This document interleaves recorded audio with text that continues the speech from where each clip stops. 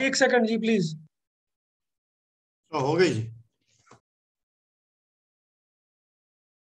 एक ओंकार सतनाम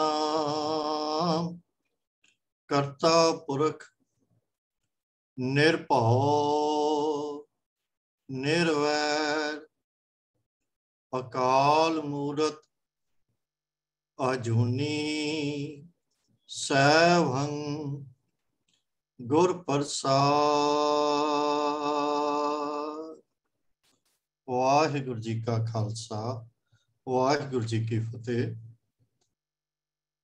गुरु प्यारिओ, जिवें कि वीर जी ने अपने इनिशियल कमेंट्स दे विच दस्सिया है कि आपां रल मिल के आनंद साहिब दीआं 40 पौड़ियां दी विचार पूरी कर चुके हाँ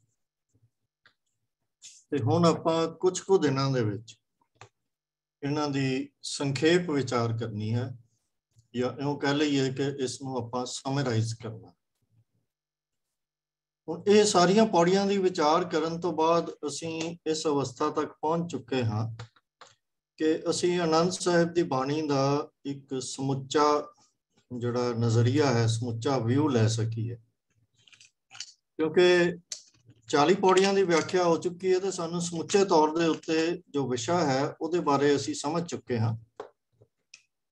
ਤਾਂ ਉਸ ਚੀਜ਼ ਨੂੰ ਆਪਾਂ ਸਾਹਮਣੇ ਰੱਖ ਕੇ ਇਸ ਨੂੰ ਇਉਂ ਸਮਝੀਏ ਕਿ ਇਹ ਜੋ ਬਾਣੀ ਹੈ, जिहदा नाम सतगुरु जी ने आनंद साहिब रखा है, राम कली महला तीजा आनंद लिखा है उन्होंने, तो ये नाम सतगुरु जी ने आप ही रखा है। ते आनंद जो है वो उहदे अखरी अर्थ हैं कि सुख दी खुशी खेड़े आदि दी अवस्था है। पर यह शब्द जिहड़ा जिस चीज़ नूं इंडिकेट करता है, जिस चीज़ नूं बयान कर रहा है, ਉਹ ਆਮ ਪ੍ਰਾਪਤ ਹੋਣ ਵਾਲੇ ਸੁੱਖਾਂ ਲਈ ਨਹੀਂ ਵਰਤਿਆ ਜਾਂਦਾ। ਅਸੀਂ ਹਮੇਸ਼ਾ ਸੁੱਖ ਹੀ ਵਰਤਦੇ ਹਾਂ, ਪਰ ਆਨੰਦ ਸ਼ਬਦ ਦੀ ਵਰਤੋਂ ਅਸੀਂ ਕਈ ਵਾਰੀ ਮਤਲਬ ਬਿਨਾਂ ਸੋਚੇ ਸਮਝੇ ਅਸੀਂ ਵਰਤ ਤਾਂ ਲੈਂਦੇ ਹਾਂ, ਪਰ ਜਦੋਂ ਅਸੀਂ ਆਮ ਤੌਰ ਤੇ ਇਸ ਤਰ੍ਹਾਂ ਵੀ ਵਰਤਦੇ ਹਾਂ ਤੇ ਉਹਦਾ ਅਰਥ ਇਹੀ ਹੁੰਦਾ ਹੈ ਕਿ ਕੋਈ ਵੱਡਾ ਸੁੱਖ ਪ੍ਰਾਪਤ ਹੋ ਗਿਆ, ਵੀ ਆਨੰਦ ਆ ਗਿਆ ਹੈ। ਆਮ ਪ੍ਰਾਪਤ ਹੋਣ ਵਾਲੇ ਸੁੱਖ ਨਾਲੋਂ ਜਦੋਂ ਵੱਡਾ ਸੁੱਖ ਪ੍ਰਾਪਤ ਹੁੰਦਾ ਹੈ ਤੇ ਅਸੀਂ ਉਹਨੂੰ ਆਨੰਦ ਕਹਿ ਦਿੰਦੇ ਹਾਂ। ਜਿਹੜੇ ਸੁੱਖ ਹਨ ਉਹ ਸਰੀਰ ਦੇ ਸੁੱਖ ਜਿਹੜੇ ਆਮ ਸਾਡੇ ਹੁੰਦੇ ਹਨ, ਉਹ ਸਰੀਰ ਦੇ ਸੁੱਖ ਹੁੰਦੇ ਹਨ, ਇੰਦਰੀਆਂ ਦੇ ਸੁੱਖ ਹੁੰਦੇ ਹਨ, ਜਾਂ ਪੰਜ ਭੂਤਕ ਜਗਤ ਜੋ ਹੈ, ਫਿਜ਼ੀਕਲ ਵਰਲਡ ਜਿਹੜਾ ਹੈ, ਉਹਦੇ ਸੁੱਖ ਹੁੰਦੇ ਹਨ। ਤੇ ਇਹ ਜਦੋਂ ਸਾਨੂੰ ਪ੍ਰਾਪਤ ਹੁੰਦੇ ਹਨ, ਇਹ ਸਰੀਰ ਦੇ ਪੱਧਰ ਤੇ ਹੀ ਆਮ ਤੌਰ ਤੇ ਪ੍ਰਾਪਤ ਹੁੰਦੇ ਹਨ। ਤੇ ਸਰੀਰ ਦੇ ਪੱਧਰ ਉੱਤੇ ਜਦੋਂ ਸੁੱਖ ਮਿਲਦਾ ਹੈ ਤੇ ਸਾਡੇ ਮਨ ਨੂੰ ਵੀ ਸੁੱਖ ਦਾ ਇੱਕ ਅਨੁਭਵ ਹੁੰਦਾ ਹੈ। ਪਰ ਜਦੋਂ ਹੀ ਸਰੀਰ ਦੇ ਸੁੱਖ ਖਤਮ ਹੁੰਦੇ ਹਨ ਤਾਂ ਮਨ ਦਾ ਸੁੱਖ ਨਾਲ ਦੇ ਨਾਲ ਹੀ ਖਤਮ ਹੋ ਜਾਂਦਾ ਹੈ। ਇਸੇ ਕਰਕੇ ਇਹਨਾਂ ਨੂੰ ਛਿਣ ਭੰਗਰੇ ਸੁੱਖ ਕਿਹਾ ਜਾਂਦਾ ਹੈ। ਛਿਣ ਭੰਗਰੀ ਅਵਸਥਾ ਹੈ ਜੋ ਸਰੀਰਕ ਸੁੱਖਾਂ ਦੀ ਹੈ। ਕੋਈ ਵੀ ਸੁੱਖ ਜਗਤ ਦਾ ਐਸਾ ਨਹੀਂ ਹੈ ਕਿ ਜਿਹੜਾ ਸਾਡੇ ਮਨ ਨੂੰ ਜਾਂ ਸਾਡੇ ਪੂਰੇ ਸਾਡੀ ਜੋ ਅਸੀਂ ਕਹੀਏ ਹੋਂਦ ਹੈ, ਉਹਨੂੰ ਸੁੱਖ ਦੀ ਅਵਸਥਾ ਸਦੀਵੀ ਤੌਰ ਦੇ ਉੱਤੇ ਦੇ ਸਕੇ। ਕਹਿਣ ਤੋਂ ਭਾਵ ਇਹ ਹੈ ਕਿ ਲੰਬੇ ਸਮੇਂ ਤੱਕ ਜਾਂ ਸਦਾ ਰਹਿਣ ਵਾਲਾ ਸੁੱਖ ਜੋ ਹੈ ਉਹ ਸਾਨੂੰ ਸਰੀਰ ਦੇ ਸਾਧਨਾਂ ਦੇ ਨਾਲ ਨਹੀਂ ਮਿਲਦਾ। ਸਰੀਰ ਦੇ ਸੁੱਖ ਜਿਹੜੇ ਹਨ ਉਹ ਹਮੇਸ਼ਾ ਛਿਣ ਭੰਗਰੇ ਹੀ ਹਨ। ਕਹਿਣ ਤੋਂ ਭਾਵ ਹੈ ਕਿ ਟਾਈਮ ਦੇ ਨਾਲ ਖਤਮ ਹੋ ਜਾਂਦੇ ਹਨ, ਉਹ ਬੜੇ ਥੋੜੇ ਸਮੇਂ ਲਈ ਹੁੰਦੇ ਹਨ। ਤਾਂ ਜਦੋਂ ਅਸੀਂ ਆਨੰਦ ਦੀ ਗੱਲ ਕਰਦੇ ਹਾਂ ਤਾਂ ਉਹਦਾ ਅਸਲ ਮੰਤਵ ਆਨੰਦ ਸ਼ਬਦ ਦੇ ਵਰਤਨ ਦਾ ਇਹੀ ਹੁੰਦਾ ਹੈ ਕਿ ਜਿਹੜਾ ਸਾਡੇ ਮਨ ਦਾ ਜੋ ਵਿਕਾਸ ਹੈ, ਖੇੜਾ ਹੈ, ਸੁੱਖ ਦੀ ਅਵਸਥਾ ਹੈ, ਉਹ ਲੰਬੇ ਸਮੇਂ ਤੱਕ ਚੱਲਣ ਵਾਲੀ ਹੋਵੇ, ਸਦੀਵੀ ਹੋ ਜਾਵੇ। ਗੁਰਬਾਣੀ ਦੇ ਵਿੱਚ ਇਹਦੇ ਵਾਸਤੇ ਜੋ ਸ਼ਬਦ ਵਰਤੇ ਗਏ ਹਨ ਉਹਨਾਂ ਵਿੱਚ ਨਿਤ ਸੁੱਖ ਵੀ ਵਰਤਿਆ ਗਿਆ ਹੈ ਤੇ ਸਦਾ ਵਿਕਾਸ ਇਸ ਦਾ ਵੀ ਵਰਤੋਂ ਕੀਤੀ ਗਈ ਹੈ।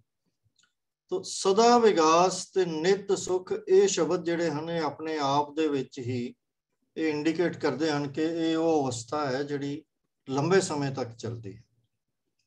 ਸੋ ਅਸੀਂ ਇਹਨਾਂ ਗੱਲਾਂ ਤੋਂ ਇਹ ਸਹਿਜੇ ਹੀ ਅੰਦਾਜ਼ਾ ਲਗਾ ਸਕਦੇ ਹਾਂ ਕਿ ਆਨੰਦ ਦਾ ਸੰਬੰਧ ਪੰਜ ਭੂਤਕ ਜਗਤ ਨਾਲ ਨਹੀਂ, ਸਗੋਂ ਇਸ ਤੋਂ ਅੱਗੇ ਕਿਸੇ ਹੋਰ ਅਵਸਥਾ ਨਾਲ ਹੈ, ਔਰ ਇਹਦਾ ਸੰਬੰਧ ਜੋ ਹੈ ਉਹ ਆਤਮਾ ਦੇ ਨਾਲ ਹੈ।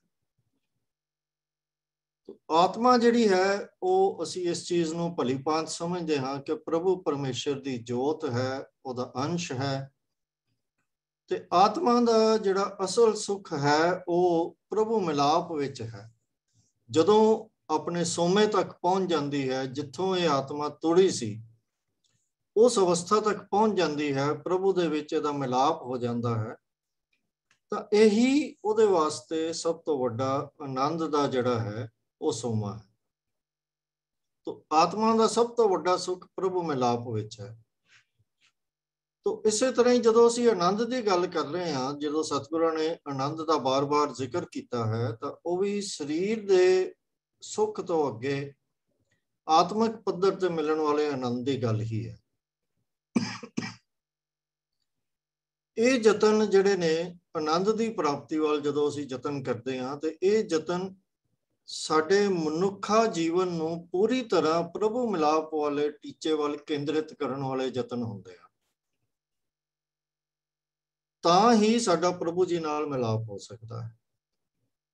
ਤੋ ਜਦੋਂ ਅਸੀਂ ਸ਼ਬਦ ਵਰਤਦੇ ਹਾਂ, ਆਨੰਦ ਕਹੀਏ ਜਾਂ ਮਿਲਾਪ ਦੀ ਗੱਲ ਕਰੀਏ, ਜਿਵੇਂ ਰਹਿਰਾਸ ਸਾਹਿਬ ਵਿੱਚ ਆਉਂਦਾ ਹੈ, ਗੋਬਿੰਦ ਮਿਲਣ ਕੀ ਏ ਤੇਰੀ ਬਰੀਆ, ਜਾਂ ਹਰੀ ਦਾ ਰੂਪ ਹੀ ਹੋ ਜਾਣ ਦੀ ਗੱਲ ਕਰੀਏ, ਜਿਸ ਤਰ੍ਹਾਂ ਕਬੀਰ ਜੀ ਨੇ ਸ਼ਬਦ ਵਰਤਿਆ ਹੈ ਕਿ ਹਰ ਜਨ ਐਸਾ ਚਾਹੀਏ ਜੈਸਾ ਹਰ ਹੀ ਹੋਏ, ਜਾਂ ਪ੍ਰਭੂ ਦੇ ਵਿੱਚ ਸਮਾ ਜਾਣ ਦੀ, ਅਭੇਦ ਹੋ ਜਾਣ ਦੀ, ਜਾਂ ਇਸ ਤਰ੍ਹਾਂ ਦੇ ਸ਼ਬਦ ਜਦੋਂ ਸਤਿਗੁਰੂ ਜੀ ਵਰਤ ਕੇ ਸਾਨੂੰ ਗੱਲ ਸਮਝਾਉਂਦੇ ਹਨ, ਤਾਂ ਇਹ ਸਾਰੀਆਂ ਹੀ ਅਵਸਥਾਵਾਂ ਜਿਹੜੀਆਂ ਹਨ, ਇਹ ਅਸਲ ਦੇ ਵਿੱਚ ਇੱਕੋ ਹੀ ਗੱਲ ਹੋ ਰਹੀ ਹੈ।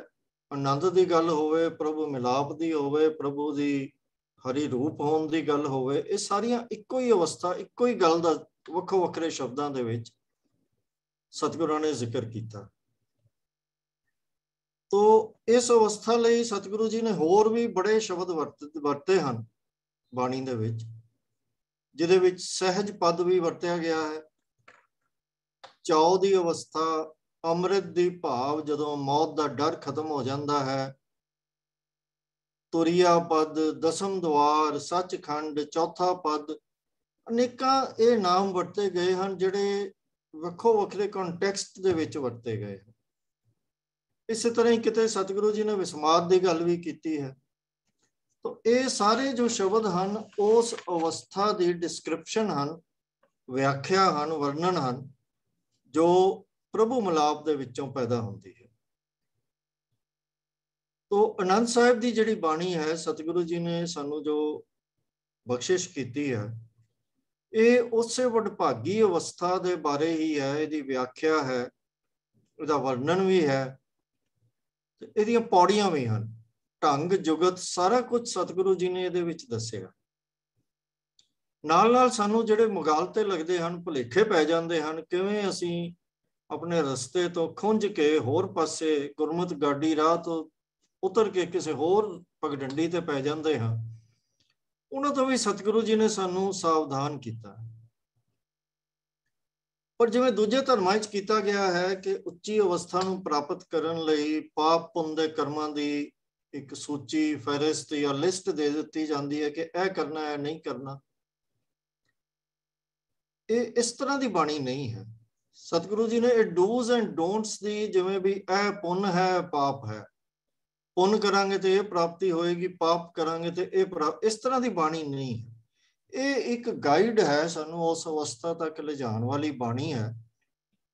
ਉਸ ਅਵਸਥਾ ਤੱਕ ਲੈ ਕੇ ਜਾਣਾ ਹੈ ਸਤਿਗੁਰੂ ਜੀ ਨੇ, ਜਿੱਥੇ ਸਾਨੂੰ ਇਹਨਾਂ ਲਿਸਟਾਂ ਦੀ, ਫਹਿਰਿਸਤਾਂ ਦੀ ਲੋੜ ਹੀ ਨਾ ਰਹਿ ਜਾਵੇ। ਜਿੱਥੇ ਉਹ ਅਵਸਥਾ ਦੇ ਵਿੱਚ ਸਤਿਗੁਰੂ ਲਿਜਾਣਾ ਚਾਹੁੰਦੇ ਹਨ ਸਾਨੂੰ, ਜਿੱਥੇ ਪਾਪ ਪੁੰਨ ਦੀ ਪਹਿਚਾਣ, ਸੱਚ ਤੇ ਕੱਚ ਦੀ, ਠੀਕ ਤੇ ਗਲਤ ਦੀ, ਇਹ ਸਾਰੀਆਂ ਚੀਜ਼ਾਂ ਦੀ ਪਹਿਚਾਣ ਜਿਹੜੀ ਆ, ਸੁਤੇ ਹੀ ਸਾਡੇ ਅੰਦਰ ਹੀ ਪੈਦਾ ਹੋ ਜਾਵੇ। ਫਿਰ ਸਾਨੂੰ ਕਿਸੇ ਕੋਲੋਂ ਪੁੱਛਣ ਦੀ ਲੋੜ ਨਾ ਪਵੇ ਕਿ ਬਈ ਇਹ ਜੋ ਕੰਮ ਅਸੀਂ ਕਰਨਾ ਹੈ ਜਾਂ ਨਹੀਂ ਕਰਨਾ। ਸਾਡੇ ਅੰਦਰ ਉਹ ਇੱਕ ਸਮਰੱਥਾ ਪੈਦਾ ਹੋ ਜਾਵੇ ਕਿ ਜਿਹਦੇ ਵਿੱਚ ਅਸੀਂ ਇਹ ਫੈਸਲਾ ਕਰ ਸਕੀਏ ਕਿ ਸਾਡੇ ਜੀਵਨ ਦੇ ਵਾਸਤੇ, ਜੀਵਨ ਮਨੋਰਥ ਵਾਸਤੇ, ਜਾਂ ਸਾਡੇ ਜਿਹੜਾ ਜੀਵਨ ਦਾ ਟੀਚਾ ਹੈ ਉਹਨੂੰ ਪ੍ਰਾਪਤ ਕਰਨ ਵਾਸਤੇ ਕਿਹੜਾ ਕੰਮ ਸਾਡੇ ਲਈ ਲਾਭਦਾਇਕ ਹੈ, ਕਿਹੜਾ ਨਹੀਂ ਲਾਭਦਾਇਕ ਹੈ। ਨਾ ਹੀ ਇਹਦੇ ਸਤਿਗੁਰੂ ਜੀ ਨੇ ਕੋਈ ਪੁਰਾਣਿਕ ਕਹਾਣੀਆਂ, ਇਤਿਹਾਸਕ ਮਿਥਿਹਾਸਕ ਕਹਾਣੀਆਂ ਇਹ ਵੀ ਨਹੀਂ ਹਨ। ਇਹਦੇ ਸਤਿਗੁਰੂ ਜੀ ਨੇ ਸਿਰਫ ਸਿਧਾਂਤਾਂ ਦੀ ਗੱਲ ਕੀਤੀ ਹੈ। ਪਰ ਜੋ ਕਮਾਲ ਦੀ ਗੱਲ ਇਸ ਬਾਣੀ ਦੇ ਬਾਰੇ ਅਸੀਂ ਕਹਿ ਸਕਦੇ ਹਾਂ ਉਹ ਇਹ ਹੈ ਕਿ ਇਹ ਇੱਕ ਤਾਂ ਸਾਡੀ ਰੋਜ਼ਾਨਾ ਵਰਤੋਂ ਦੀ ਭਾਸ਼ਾ ਵਰਤੀ ਹੈ ਸਤਿਗੁਰੂ ਜੀ ਨੇ, ਔਰ ਬੜੀ ਸਾਦੇ ਲਫ਼ਜ਼ਾਂ ਦੇ ਵਿੱਚ ਬਾਣੀ ਹੈ।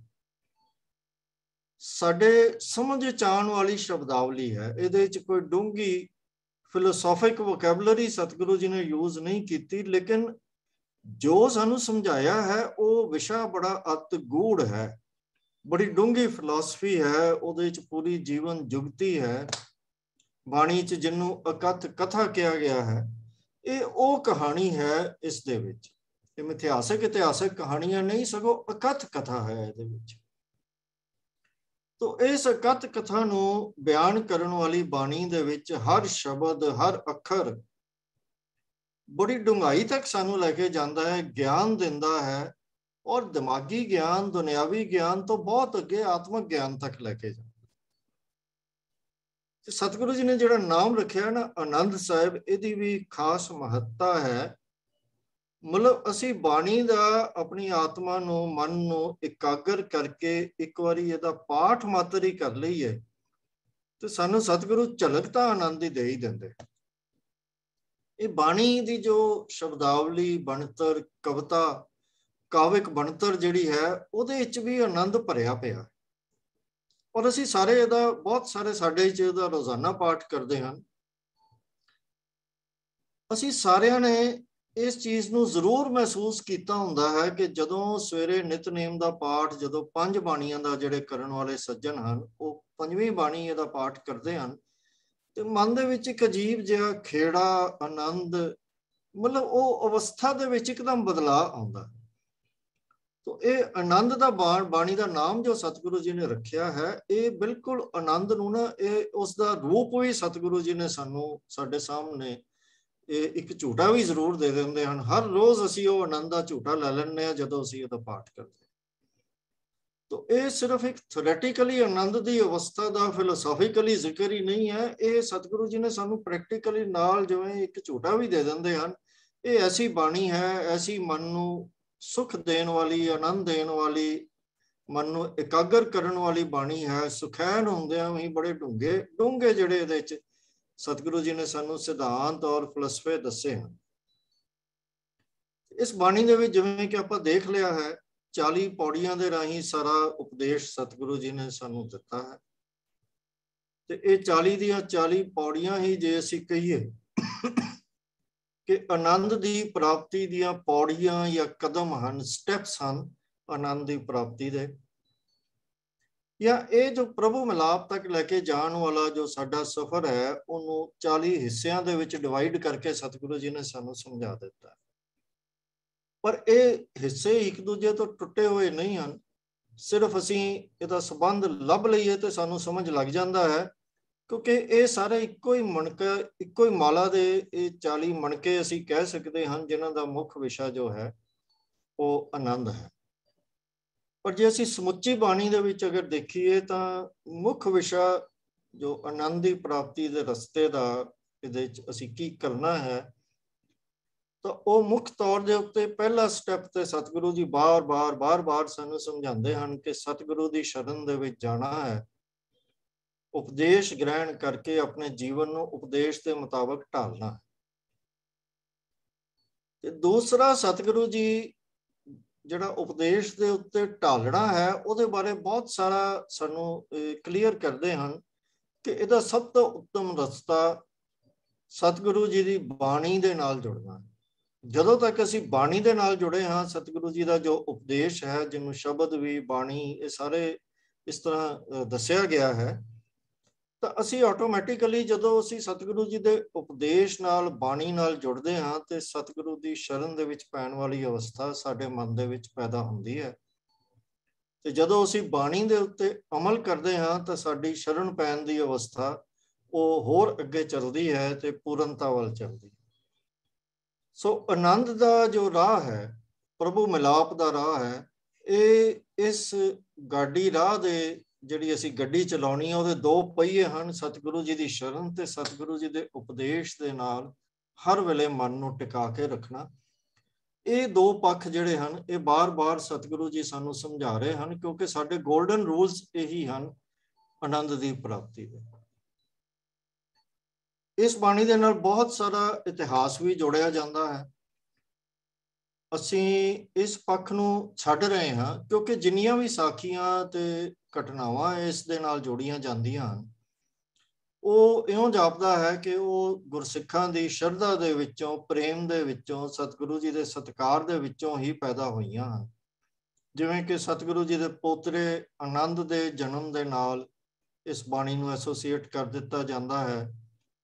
ਤੇ ਸ਼ਾਇਦ ਇਹ ਸਾਖੀਆਂ ਇਸ ਕਰਕੇ ਬਣੀਆਂ ਹੋਣਗੀਆਂ ਕਿਉਂਕਿ ਆਨੰਦ ਜੀ ਇੱਕ ਬਹੁਤ ਉੱਚੇ ਪਵਿੱਤਰ ਜੀਵਨ ਵਾਲੇ ਵਿਅਕਤੀ ਸਨ, ਜਿਨ੍ਹਾਂ ਦਾ ਸਤਿਕਾਰ 6ਵੇਂ ਸਤਿਗੁਰੂ ਜੀ ਤੱਕ ਦਾ ਜ਼ਿਕਰ ਆਉਂਦਾ ਹੈ ਕਿ ਉਹ ਬਹੁਤ ਸਤਿਕਾਰ ਕਰਦੇ ਸਨ ਉਹਨਾਂ ਦਾ। ਤਾਂ ਉਹਨਾਂ ਦੇ ਨਾਲ ਪ੍ਰੇਮ ਦੇ ਵਿੱਚੋਂ ਸ਼ਾਇਦ ਆਨੰਦ ਤੇ ਆਨੰਦ ਨੂੰ ਜੋੜ ਕੇ ਇਹ ਕਥਾ ਬਣ ਗਈ ਹੋਵੇਗੀ। ਹਾਲਾਂਕਿ ਉਹਦੇ ਪਿੱਛੇ ਕੋਈ, ਮੈਂ ਨਹੀਂ ਸਮਝਦਾ ਕਿ ਉਹਨਾਂ ਦੀ ਇੰਟੈਂਸ਼ਨ ਠੀਕ ਹੈ ਜਾਂ ਗਲਤ ਹੈ, ਅਸੀਂ ਫੈਸਲਾ ਨਹੀਂ ਕਰ ਸਕਦੇ। ਪਰ ਜੇ ਅਸੀਂ ਬਾਣੀ ਦੇ ਵਿਸ਼ੇ ਨੂੰ ਜਿਵੇਂ ਕਿ ਵਿਚਾਰਿਆ ਹੈ ਤਾਂ ਇਹ ਗੱਲ ਭਲੀ ਭਾਂਤ ਸਾਨੂੰ ਸਪਸ਼ਟ ਹੋ ਜਾਂਦੀ ਹੈ ਕਿ ਇਸ ਬਾਣੀ ਦਾ ਜਿਹੜਾ ਵਿਸ਼ਾ ਹੈ ਉਹ ਕਿਸੇ ਵਿਅਕਤੀ ਦੇ ਜਨਮ ਨਾਲ ਜਾਂ ਕਿਸੇ ਵਿਅਕਤੀ ਦੇ ਜੀਵਨ ਦੇ ਨਾਲ ਉਹਨੂੰ ਸਮਰਪਿਤ ਜਾਂ ਉਹਦੀ ਖੁਸ਼ੀ ਦੇ ਵਿੱਚ ਉਚਾਰਿਆ ਹੋਇਆ ਨਹੀਂ। ਇਹ ਸਗੋਂ ਸਤਿਗੁਰੂ ਜੀ ਦਾ ਉਹ ਉਪਦੇਸ਼ ਹੈ ਜਿਹੜੀ ਅਸੀਂ ਕਹਿ ਸਕਦੇ ਹਾਂ ਕਿ ਤੀਜੇ ਪਾਤਸ਼ਾਹ ਸਾਹਿਬ ਸ੍ਰੀ ਗੁਰੂ ਅਮਰਦਾਸ ਜੀ ਨੇ ਸਾਡੇ ਉੱਤੇ ਸਭ ਤੋਂ ਵੱਡਾ ਉਪਕਾਰ ਇਸ ਬਾਣੀ ਦੇ ਰੂਪ ਦੇ ਵਿੱਚ ਕੀਤਾ ਹੈ, ਜਿਹਦਾ ਪਾਠ ਅਸੀਂ ਇਸ ਗੱਲ ਨੂੰ ਰਿਅਲਾਈਜ਼ ਕਰਦੇ ਹੋਏ ਬਾਰ-ਬਾਰ ਕਰਦੇ ਹਾਂ, ਰੋਜ਼ ਕਰਦੇ ਹਾਂ। ਤਾਂ ਅਸੀਂ ਉਸ ਇਤਿਹਾਸਕ ਪੱਖ ਦੇ ਉੱਤੇ ਬਹੁਤਾ ਜ਼ੋਰ ਨਹੀਂ ਦੇ ਰਹੇ ਕਿਉਂਕਿ ਵਿਸ਼ੇ ਦੇ ਨਾਲ ਉਹਨਾਂ ਦਾ ਕੋਈ, ਸਾਰੀਆਂ ਸਾਖੀਆਂ ਦਾ ਕੋਈ ਬਹੁਤ ਨੇੜੇ ਦਾ ਸੰਬੰਧ ਨਹੀਂ ਹੈ। ਹਾਲਾਂਕਿ ਉਹ ਸਾਰੇ ਵਿਅਕਤੀਆਂ ਜਿਨ੍ਹਾਂ ਦਾ ਜ਼ਿਕਰ ਇਹਦੇ ਵਿੱਚ ਕੀਤਾ ਜਾਂਦਾ ਹੈ ਉਹ ਅਤ ਸਤਿਕਾਰਯੋਗ ਹਨ ਸਾਡੇ ਲਈ, ਤੇ ਉਹਨਾਂ ਦਾ ਸਤਿਕਾਰ ਸਾਡਾ ਕਰਨਾ ਬਣਦਾ ਹੀ। ਤਾਂ ਆਓ ਆਪਾਂ ਹੁਣ ਪੌੜੀ ਇਹਦਾ ਜੋ ਹੈ ਉਹ ਸੰਖੇਪ ਦੇ ਵਿੱਚ ਅਸੀਂ ਸ਼ੁਰੂ ਕਰੀਏ। ਮੈਂ ਵੀਰ ਜੀ ਨੂੰ ਬੇਨਤੀ ਕਰਦਾ ਹਾਂ ਕਿ ਪਹਿਲੀ ਪੌੜੀ ਦਾ ਪਾਠ ਜਿਹੜਾ ਹੈ ਉਹ ਕਿਰਪਾ ਕਰਕੇ ਸ਼ੇਅਰ ਕਰ ਦੇਣ ਜੀ। ਤੇ ਪਹਿਲੀ ਪੌੜੀ ਸਤਿਗੁਰੂ ਜੀ ਨੇ ਜਿੱਥੋਂ ਆਰੰਭ ਕੀਤੀ ਹੈ, ਰਾਮ ਕਲੀ ਮਹਿਲਾ ਤੀਜਾ, ਆਨੰਦ ਇੱਕ ਓੰਕਾਰ ਸਤਿਗੁਰ ਪ੍ਰਸਾਦ। ਆਨੰਦ ਭਇਆ ਮੇਰੀ ਮਾਏ ਸਤਿਗੁਰੂ ਮੈਂ ਪਾਇਆ, ਸਤਿਗੁਰਤਾ ਪਾਇਆ ਸਹਿਜ ਸੇਤੀ ਮਨ ਵਜੀਆਂ ਵਧਾਈਆਂ। ਰਾਗ ਰਤਨ ਪਰਿਵਾਰ ਭਰੀਆਂ ਸ਼ਬਦ ਗਾਵਣ ਆਈਆਂ, ਸ਼ਬਦੋ ਤਾਂ ਗਾਵੋ ਹਰੀ ਕੇਰਾ ਮਨ ਜਿਨੀ ਵਸਾਇਆ। ਕਹੈ ਨਾਨਕ ਆਨੰਦ ਹੋਆ ਸਤਿਗੁਰੂ ਮੈਂ ਪਾਇਆ। ਹੁਣ ਇਹਦੇ ਸਤਿਗੁਰੂ ਜੀ ਨੇ ਸ਼ੁਰੂ ਕੀਤਾ ਹੈ, ਇਹ ਜੋ ਪੌੜੀ ਹੈ ਇਹ ਵੀ ਆਪਣੇ ਆਪ ਵਿੱਚ ਇੱਕ ਮਤਲਬ ਸਾਡੀ ਜੋ ਅਸੀਂ ਹੈਰਾਨ ਹੋ ਜਾਂਦੇ ਹਾਂ, ਇਹਨੂੰ ਅਸੀਂ ਇੰਟਰੋਡਕਸ਼ਨ ਕਹੀਏ ਜਾਂ ਆਨੰਦ ਸਾਹਿਬ ਦੀ ਸਮਰੀ ਪ੍ਰੈਸੀ ਕਹਿ ਦਈਏ ਜਾਂ ਇਹਨੂੰ ਆਨੰਦ ਸਾਹਿਬ ਦਾ ਕਨਕਲੂਜਨ ਹੀ ਕਹਿ ਦਈਏ।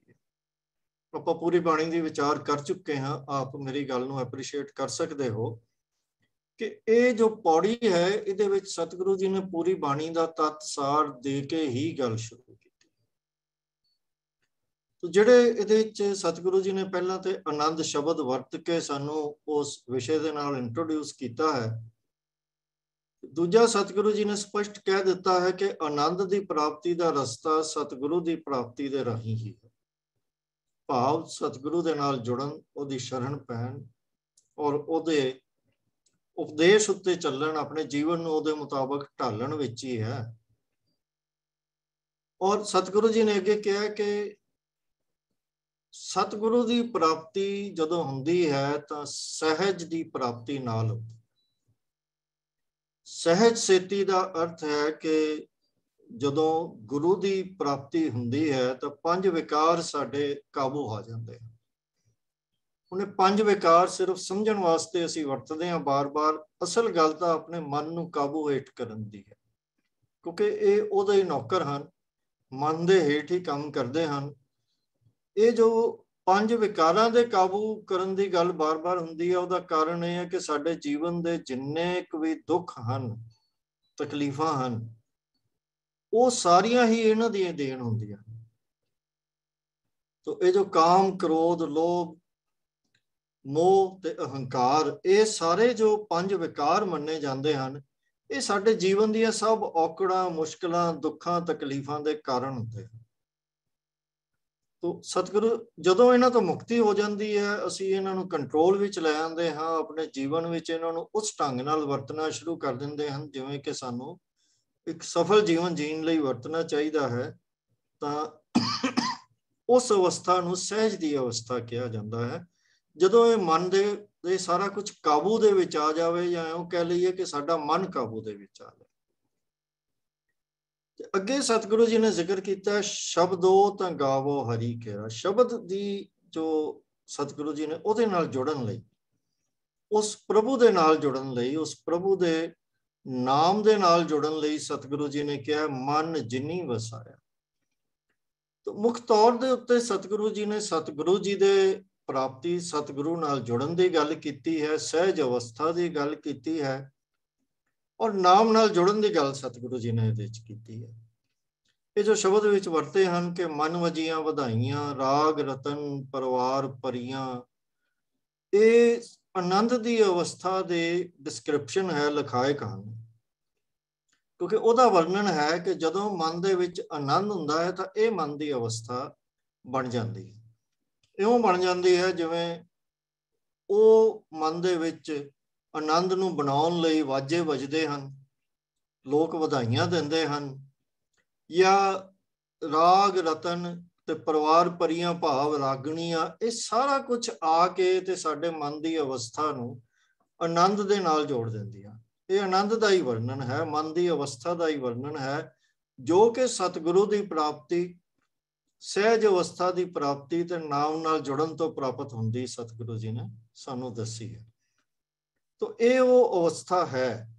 ਪਰ ਇੱਥੇ ਸਤਿਗੁਰੂ ਜੀ ਨੇ ਵੀ ਦੁਬਾਰਾ ਜੋ ਸਾਨੂੰ ਗੱਲ ਸਮਝਾਈ ਹੈ ਕਿ ਇਹ ਜੋ ਆਨੰਦ ਦੀਆਂ ਨਿਸ਼ਾਨੀਆਂ ਵੀ ਹਨ, ਇਹ ਸਾਨੂੰ ਦੁਨਿਆਵੀ ਸੁੱਖਾਂ, ਦੁਨਿਆਵੀ ਖੁਸ਼ੀਆਂ ਤੱਕ ਨਹੀਂ ਲੈ ਕੇ ਜਾਂਦੀਆਂ। ਇਹ ਸਾਰਾ ਕੁਝ ਵਧਾਈਆਂ ਵੀ ਮਿਲੀਆਂ, ਰਾਗ ਵੀ ਵੱਜੇ ਤੇ ਰਾਗਣੀਆਂ ਵੀ ਵੱਜੀਆਂ, ਪਰ ਵੱਜਿਆ ਕੀ? ਮਨ ਦੇ ਅੰਦਰ ਸ਼ਬਦ ਗਾਉਣ ਆਈਆਂ, ਮਨ ਦੇ ਅੰਦਰ ਸ਼ਬਦ ਦੀ ਧੁਨ ਵੱਜੀ, ਮਨ ਸ਼ਬਦ ਦੇ ਨਾਲ, ਨਾਮ ਦੇ ਨਾਲ ਜੁੜਿਆ, ਬਾਣੀ ਦੇ ਨਾਲ ਜੁੜਿਆ। ਇਹ ਇੱਕ ਤਰੀਕੇ ਦੇ ਨਾਲ ਸਤਿਗੁਰੂ ਜੀ ਨੇ ਆਨੰਦ ਦੀ ਅਵਸਥਾ ਦਾ ਵਰਣਨ ਵੀ ਕੀਤਾ ਹੈ ਤੇ ਆਨੰਦ ਦੀ ਵਿਆਖਿਆ ਵੀ ਕੀਤੀ ਹੈ ਕਿ ਆਨੰਦ ਅਸਲ ਵਿੱਚ, ਮਨ ਦੇ ਵਿੱਚ ਆਨੰਦ ਹੈ ਹੀ ਉਹ ਜਿਹੜਾ ਉਸ ਪ੍ਰਭੂ ਦੇ ਨਾਲ ਜੁੜਿਆ ਹੋਵੇ, ਸ਼ਬਦ ਗਾਉਣ ਆਈ। ਤੋ ਇਹ ਪਹਿਲੀ ਪੌੜੀ ਦੇ ਵਿੱਚ ਸਤਿਗੁਰੂ ਜੀ ਨੇ ਸਾਨੂੰ, ਜਿਵੇਂ ਕਿ ਮੈਂ ਪਹਿਲਾਂ ਕਿਹਾ ਹੈ ਕਿ ਇਹਦੇ ਸਬਜੈਕਟ ਨੂੰ ਸਤਿਗੁਰੂ ਜੀ ਇੰਟਰੋਡਿਊਸ ਵੀ ਕਰ ਰਹੇ ਹਨ, ਉਹਦੀ ਸਮਰੀ ਪ੍ਰੈਸੀ ਵੀ ਕਰ ਰਹੇ ਹਨ, ਤੇ ਇਉਂ ਕਹੀਏ ਕਿ ਪੂਰੀ ਬਾਣੀ ਦਾ ਕਨਕਲੂਜਨ ਵੀ ਪਹਿਲੀ ਪੌੜੀ ਦੇ ਵਿੱਚ ਹੀ ਸਤਿਗੁਰੂ ਜੀ ਨੇ ਸਾਡੇ ਸਾਹਮਣੇ ਰੱਖ ਦਿੱਤਾ ਹੈ। ਇਹ ਵੱਖਰੀ ਗੱਲ ਹੈ ਕਿ ਅਸੀਂ ਇਸ ਵਿਸ਼ੇ ਦੀ ਡੂੰਘਾਈ ਵਿੱਚ ਨਾ ਜਾ ਕੇ ਸਿਰਫ ਇਹਨੂੰ ਪੜ੍ਹ ਕੇ ਤੇ ਅੱਗੇ ਤੁਰ ਪਈਏ।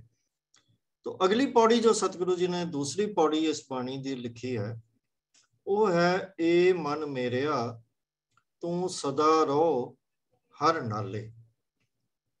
ਹੁਣ ਸਤਿਗੁਰੂ ਜੀ ਅੱਗੇ ਕਹਿ ਰਹੇ ਹਨ ਕਿ ਉਸ ਪ੍ਰਭੂ ਦੇ ਨਾਲ ਜੁੜ, ਹੇ ਮਨ ਮੇਰੇ ਤੂੰ ਪ੍ਰਭੂ ਦੇ ਨਾਲ ਜੁੜ, ਸਦਾ ਰਹੋ ਹਰ ਨਾਲੇ, ਤੂੰ ਸਦਾ ਜੁੜਿਆ ਰਹੋ। ਇਹ ਇਸ ਪੌੜੀ ਦਾ ਮੁੱਖ ਉਪਦੇਸ਼ ਹੈ। ਤੇ ਸਤਿਗੁਰੂ ਜੀ ਸਾਨੂੰ ਦੁਨਿਆਵੀ ਲੋਕਾਂ ਨੂੰ ਉਹਨਾਂ ਦੀ ਭਾਸ਼ਾ ਦੇ ਵਿੱਚ ਸਮਝਾ ਰਹੇ ਹਨ। ਜਿਵੇਂ ਅਸੀਂ ਛੋਟੇ ਬੱਚੇ ਨੂੰ ਮੈਥਮੈਟਿਕਸ ਪੜ੍ਹਾਉਣਾ ਹੋਵੇ, ਅਰਥਮੈਟਿਕ ਪੜ੍ਹਾਉਣਾ ਹੋਵੇ, ਤੇ ਫਿਰ ਅਸੀਂ ਉਹਨੂੰ 2+2 ਨਹੀਂ ਕਹਿੰਦੇ, ਉਹਨੂੰ 2 ਟਾਫੀਆਂ ਜਮਾ 2 ਟਾਫੀਆਂ ਕਹਿੰਦੇ ਆ, ਜਾਂ ਸੰਤਰੀਆਂ ਸੇਬਾਂ, ਜਾਂ ਹੋਰ ਜਿਹੜੀ ਚੀਜ਼ ਉਹਨੂੰ ਚੰਗੀ ਲੱਗਦੀ, ਅਸੀਂ ਉਹ ਸ਼ਬਦਾਵਲੀ ਵਰਤ ਕੇ ਉਹਨੂੰ ਗੱਲ ਸਮਝਾਉਂਦੇ ਹਾਂ। ਪਰ ਸਮਝਾਉਣਾ ਅਸੀਂ 2+2 ਹੀ ਹੁੰਦਾ ਹੈ। ਇਸੇ ਤਰ੍ਹਾਂ ਹੀ ਸਤਿਗੁਰੂ ਜੀ ਸਾਡੇ ਮਨ ਦੀ ਅਵਸਥਾ ਤੱਕ ਆ ਕੇ, ਸਾਡੇ ਲੈਵਲ ਤੱਕ ਆ ਕੇ ਆਪਾਂ ਕਹੀਏ ਸਾਨੂੰ ਸਮਝਾ ਰਹੇ ਹਨ ਕਿ ਤੂੰ ਉਸ ਪ੍ਰਭੂ ਦੇ ਨਾਲ ਜੁੜ, ਕਿਉਂਕਿ ਦੁੱਖ ਸਭ ਵਿਸਾਰਨਾ ਦੀ ਸਤਿਗੁਰੂ ਨੇ ਗੱਲ ਕੀਤੀ ਹੈ। ਅਗਲੀ ਪੰਕਤੀ 'ਚ ਕਾਰਜ ਸਭ ਸਵਾਰਨਾ ਦੀ ਗੱਲ ਕੀਤੀ ਹੈ। ਫਿਰ ਅੱਗੇ ਜਾ ਕੇ ਸਤਿਗੁਰੂ ਕਹਿ ਰਹੇ ਹਨ, ਸਭਨਾ ਗੱਲਾਂ ਸਮਰੱਥ ਸੁਆਮੀ, ਵੀ ਤੇਰੀ ਜੋ ਵੀ ਲੋੜ ਹੈ ਉਹ ਅਕਾਲ ਪੁਰਖ ਤੋਂ ਹੀ ਪੂਰੀ ਹੋਣੀ ਹੈ, ਤਾਂ ਤੂੰ ਜੁੜ ਉਹਦੇ ਨਾਲ। ਇਹ ਤਿੰਨੇ ਪ੍ਰੇਰਨਾਵਾਂ ਦੇ ਕੇ ਸਤਿਗੁਰੂ ਜੀ ਨੇ ਸਾਨੂੰ ਇਹ ਸਮਝਾਉਣ ਦੀ ਕੋਸ਼ਿਸ਼ ਕੀਤੀ क्योंकि जिस जो साडी भाषा है, जिस लैवल ते साडा मन ऑपरेट कर रहा, सतगुरु जी गल उत्थों शुरू कर रहे हैं। क्योंकि सानू सब तो वध डर जिहड़ा हैगा वो दुखां तो लगता है कि मैनूं दुख ना हो। उस तो अगली साडी अवस्था यह हुंदी है कि किस तरह जो मैं चाहुंदा हाँ, मेरियां लोड़ां हन वो सारियां पूरियां हो जाण, तो मैं जुड़ांगा ਉਹਦੇ ਨਾਲ ही ਜਿਹੜਾ ਇਹ सब कुछ ਕਰਨ ਜੋਗਾ। तो सतगुरु जी ने कहा सबना गल्लां समरथ स्वामी। तो ये सानू प्रेरणावां दित्तियां हन, सतगुरु जी ने लॉजिक दिते हैं। पर सतगुरु जी ने अगे कहा की है कि सबना गल्लां समरथ स्वामी, सो क्यों मनो विसारे, कहे नानक मन मेरे सदा रहो हर नाले। आनंद जिहड़ा है वो सतगुरु जी ने विषा शुरू किया है, तो उसे नूं ही अगे एक्सपैंड कर रहे हैं कि आनंद की प्राप्ति ते हरि दे नाल जुड़ के ही होनी, और कोई सोर्स नहीं। इत्थे सतगुरु जी ने दुखों की गल करके, कारज सवारन की गल के, प्रभु की समर्था की वो सानू समझा के ते इहदे नाल जोड़ना उन्होंने कोशिश की है भी इहदे नाल जुड़ो, ये उपदेश है उन्होंने। पर नाल ही सोचण वाली गल यह है कि सतगुरु जी सानू आनंद की अवस्था तक लैके जा रहे हैं। तो जे हरि दे नाल जुड़ के मन की अवस्था आनंद वाली बन जाए तो फिर दुखों की होंद की रह जाती है, या बाकी जिहड़े कारज सानू साडियां लोड़ां हन, साडियां डिमांड्स हन, उन्हां दी की हस्ती रह जाती है। तो आनंद की अवस्था जदों आ जाए तो फिर ये तिन्ने गल्लां जिहड़ियां हन कि असीं ਉਹਦੇ ਨਾਲ जुड़ना ਜਿਹਦੇ ਸਮਰੱਥਾ ਹੋਵੇ, ਜਿਹੜਾ ਸਾਡੇ ਕਾਰਜ ਪੂਰੇ ਕਰੇ, ਜਿਹੜਾ ਸਾਡੇ ਦੁੱਖ ਵਿਸਾਰ ਦੇਵੇ ਦੁੱਖ। तो सतगुरु जी कहते भी जदों असीं आनंद दे विच पहुंच गए तो असल दे विच तां तिन्नां चीज़ां दी हस्ती नहीं ना रह जाणी। तो सतगुरु जी सानू संसार दीयां गल्लां, साडियां लोड़ां, साडियां जिहड़ियां प्रायोरिटीज़ ने उत्थों गल शुरू करके लैके उत्थे ही जा रहे हैं कि जिथे हरि दे नाल जुड़ जाइए तो मन की अवस्था ही वो बन जाइए कि सारी दुख विसारना ते कारज सवारना इररिलेवेंट ही हो जाए। तो सतगुरु जी सानू इस पौड़ी दे विच जो है वो ये समझा रहे हैं कि भावें असीं जिवें एक होर शब्द सतगुरु जी का बड़ा प्यारा है, जन को प्रभ संगे असने। वीर जी कृपा करके जे वो डिस्पले हो सके, उत्थे भी सतगुरु जी ने सानू दुनियावी लोड़ां दे नाल जोड़िया है कि बई असीं जिहड़ियां डिमांड्स करते हाँ, साडियां लोड़ां हुंदियां हन, वो सतगुरु जी ने उहदे विच कहा कि जन को प्रभ संगे असने साजनो, तू मीत मेरा ग्रह तेरे सबके। तेरे घर तो सब कुछ है, मान मांगो तान मांगो, धन लक्ष्मी सुत दे। हुण ये साडे मन की अवस्था दीयां जिहड़ियां लोड़ां असीं बार बार मंगदे हाँ, रब कोलों भी मंगदे हाँ, दुनियावी तौर ते भी कोशिश करते हाँ। हुण सतगुरु जी कह रहे हैं कि ये मंग कोई इतराज नहीं, पर असल साडा टीचा की है, सतगुरु जोड़ना उहदे नाल है सानू। ਉਹੀ ਜਿਵੇਂ कि बच्चे ਨੂੰ ਉਹਦੀ ਭਾਸ਼ਾ ਦੇ ਵਿੱਚ सतगुरु ने जोड़ना है, इसे तरह ही सतगुरु कह रहे हैं कि मुकत जुगत भुगत पूरन परमानंद परम निधान पै भाए भगत निहाल नानक सदा सदा को। जुड़ना भगती नाल है, नाम दे नाल है। जन को प्रभ संगे असने, ਉਹਦੇ ਨਾਲ स्नेह करना है, प्रेम करना है। ਹੁਣ ਸਾਡੀ ਅਵਸਥਾ ਹੈ ਕਿ ਸਾਨੂੰ ਲੋੜਾਂ ਹਨ, ਸਾਡੀਆਂ ਸਾਡੇ ਦੁੱਖ ਹਨ, ਲੋੜਾਂ ਹਨ, ਸਾਨੂੰ ਜੋ ਵੀ ਚਾਹੀਦਾ ਅਸੀਂ ਉਹ ਮੰਗਣਾ ਹੈ। ਪਰ ਸਤਿਗੁਰੂ ਇੱਥੇ ਵੀ ਸਾਨੂੰ ਜੋੜ ਅਕਾਲ ਪੁਰਖ ਦੇ ਨਾਲ ਰਹੇ ਹਨ, ਉਹਦੇ ਪ੍ਰੇਮ ਦੇ ਨਾਲ ਜੋੜ ਰਹੇ ਹਨ। ਇਹੀ ਗੱਲ ਦੂਸਰੀ ਪੌੜੀ ਦੇ ਵਿੱਚ ਸਤਿਗੁਰੂ ਜੀ ਨੇ ਕੀਤੀ ਹੈ ਕਿ ਦੁੱਖ ਵਿਸਾਰਨ ਦੀ ਗੱਲ ਤੇ ਸਾਰੇ ਕਾਰਜ ਸਵਾਰਨ ਦੀ ਗੱਲ ਸਤਿਗੁਰੂ ਕਰ ਰਹੇ ਹਨ, ਪਰ ਜੋੜ ਕਿਹਦੇ ਨਾਲ ਰਹੇ ਹਨ कि सदा रहो हर नाले, जिथों आनंद की प्राप्ति हो। विषा आनंद ही है, साडा सफर आनंद ही है। सफर संसार तो लैके आनंद तक, करतार तक सतगुरु जी सानू लैके जा रहे हैं। तो ये दूजी पौड़ी दे विच सतगुरु जी ने साडी साइकोलॉजी के मुताबिक सानू उपदेश दिता है। ते अगे भी सतगुरु कह रहे हैं कि साचे साहिबा क्या नहीं घर तेरा, सब कुछ है तेरे घर, घर तो तेरा सब कुछ है। जिस दे सो पावे, जिसनूं तू देंदा है, जिहदे ते बख्शिश करदा है, उन्होंने प्राप्त हुंदा है। ਤੇ ਸਤਿਗੁਰੂ ਕਹਿ ਰਹੇ ਹਨ ਕਿ ਜੋੜ ਸਤਿਗੁਰੂ ਜੀ ਉਸ ਤੋਂ ਬਾਅਦ ਅੱਗੇ ਜਿਹੜੀ ਗੱਲ ਕਰ ਰਹੇ ਹਨ, ਸਦਾ ਸਿਫਤ ਸਲਾਹ ਤੇਰੀ ਨਾਮ ਮਨ ਵਸਾਵੇ। ਲਿਜਾ ਸਾਨੂੰ ਉੱਥੇ ਰਹੇ ਹਨ, ਉਹਦੇ ਘਰ ਵਿੱਚ ਸਭ ਕੁਝ ਹੋਣ ਦੀ ਗੱਲ ਕਰਕੇ ਸਤਿਗੁਰੂ ਜੀ ਸਾਨੂੰ ਲਿਜਾ ਕਿੱਥੇ ਰਹੇ ਹਨ ਕਿ ਉਹਦੇ ਨਾਮ ਦੇ ਨਾਲ ਜੋੜ, ਉਹਦੀ ਸਿਫਤ ਸਲਾਹ ਕਰ, ਉਹਨੂੰ ਮਨ ਦੇ ਵਿੱਚ ਵਸਾ ਲੈ। ਨਾਮ ਜਿਨ ਕੇ ਮਨ ਵਸਿਆ ਵਾਜੇ ਸ਼ਬਦ ਕਨੇਰੇ, ਵਾਜੇ ਸ਼ਬਦ ਕਨੇਰੇ। ਇੱਥੇ ਫਿਰ ਸਤਿਗੁਰੂ ਜੀ ਆਨੰਦ ਦੀ ਵਿਆਖਿਆ ਕਰ ਰਹੇ।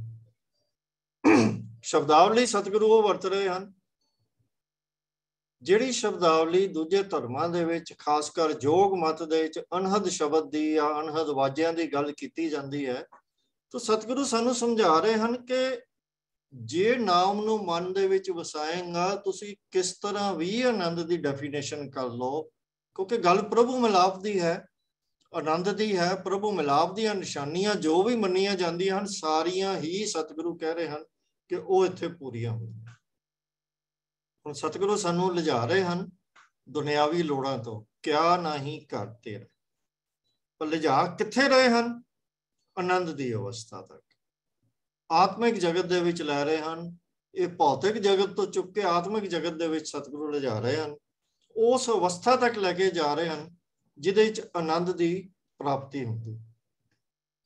ਤੋ ਇਹ ਜੋ ਆਤਮਿਕ ਜਗਤ ਵਿੱਚ ਲਿਜਾਣ ਦਾ ਸਫ਼ਰ ਹੈ, ਉਹਦੀ ਸ਼ੁਰੂਆਤ ਸਤਿਗੁਰੂ ਜੀ ਨੇ ਇਹਨਾਂ ਦੋ ਪੌੜੀਆਂ ਦੇ ਵਿੱਚ ਸਾਡੀ ਦੁਨਿਆਵੀ ਲੋੜਾਂ, ਦੁਨਿਆਵੀ ਅਵਸਥਾ, ਜਿੱਥੋਂ ਇੱਕ ਜਗਿਆਸੂ ਸ਼ੁਰੂ ਹੁੰਦਾ ਹੈ, ਉੱਥੋਂ ਸ਼ੁਰੂ ਕਰਕੇ ਸਾਨੂੰ ਨਾਲ ਦੇ ਨਾਲ ਹੀ ਸਤਿਗੁਰੂ ਆਨੰਦ ਦੀ ਅਵਸਥਾ, ਪ੍ਰਭੂ ਮਿਲਾਪ ਦੀ ਅਵਸਥਾ, ਪ੍ਰਭੂ ਨਾਲ ਜੁੜਨ ਦੀ ਅਵਸਥਾ ਤੱਕ ਸਾਨੂੰ ਲੈ ਕੇ ਜਾਂਦੇ ਹਨ।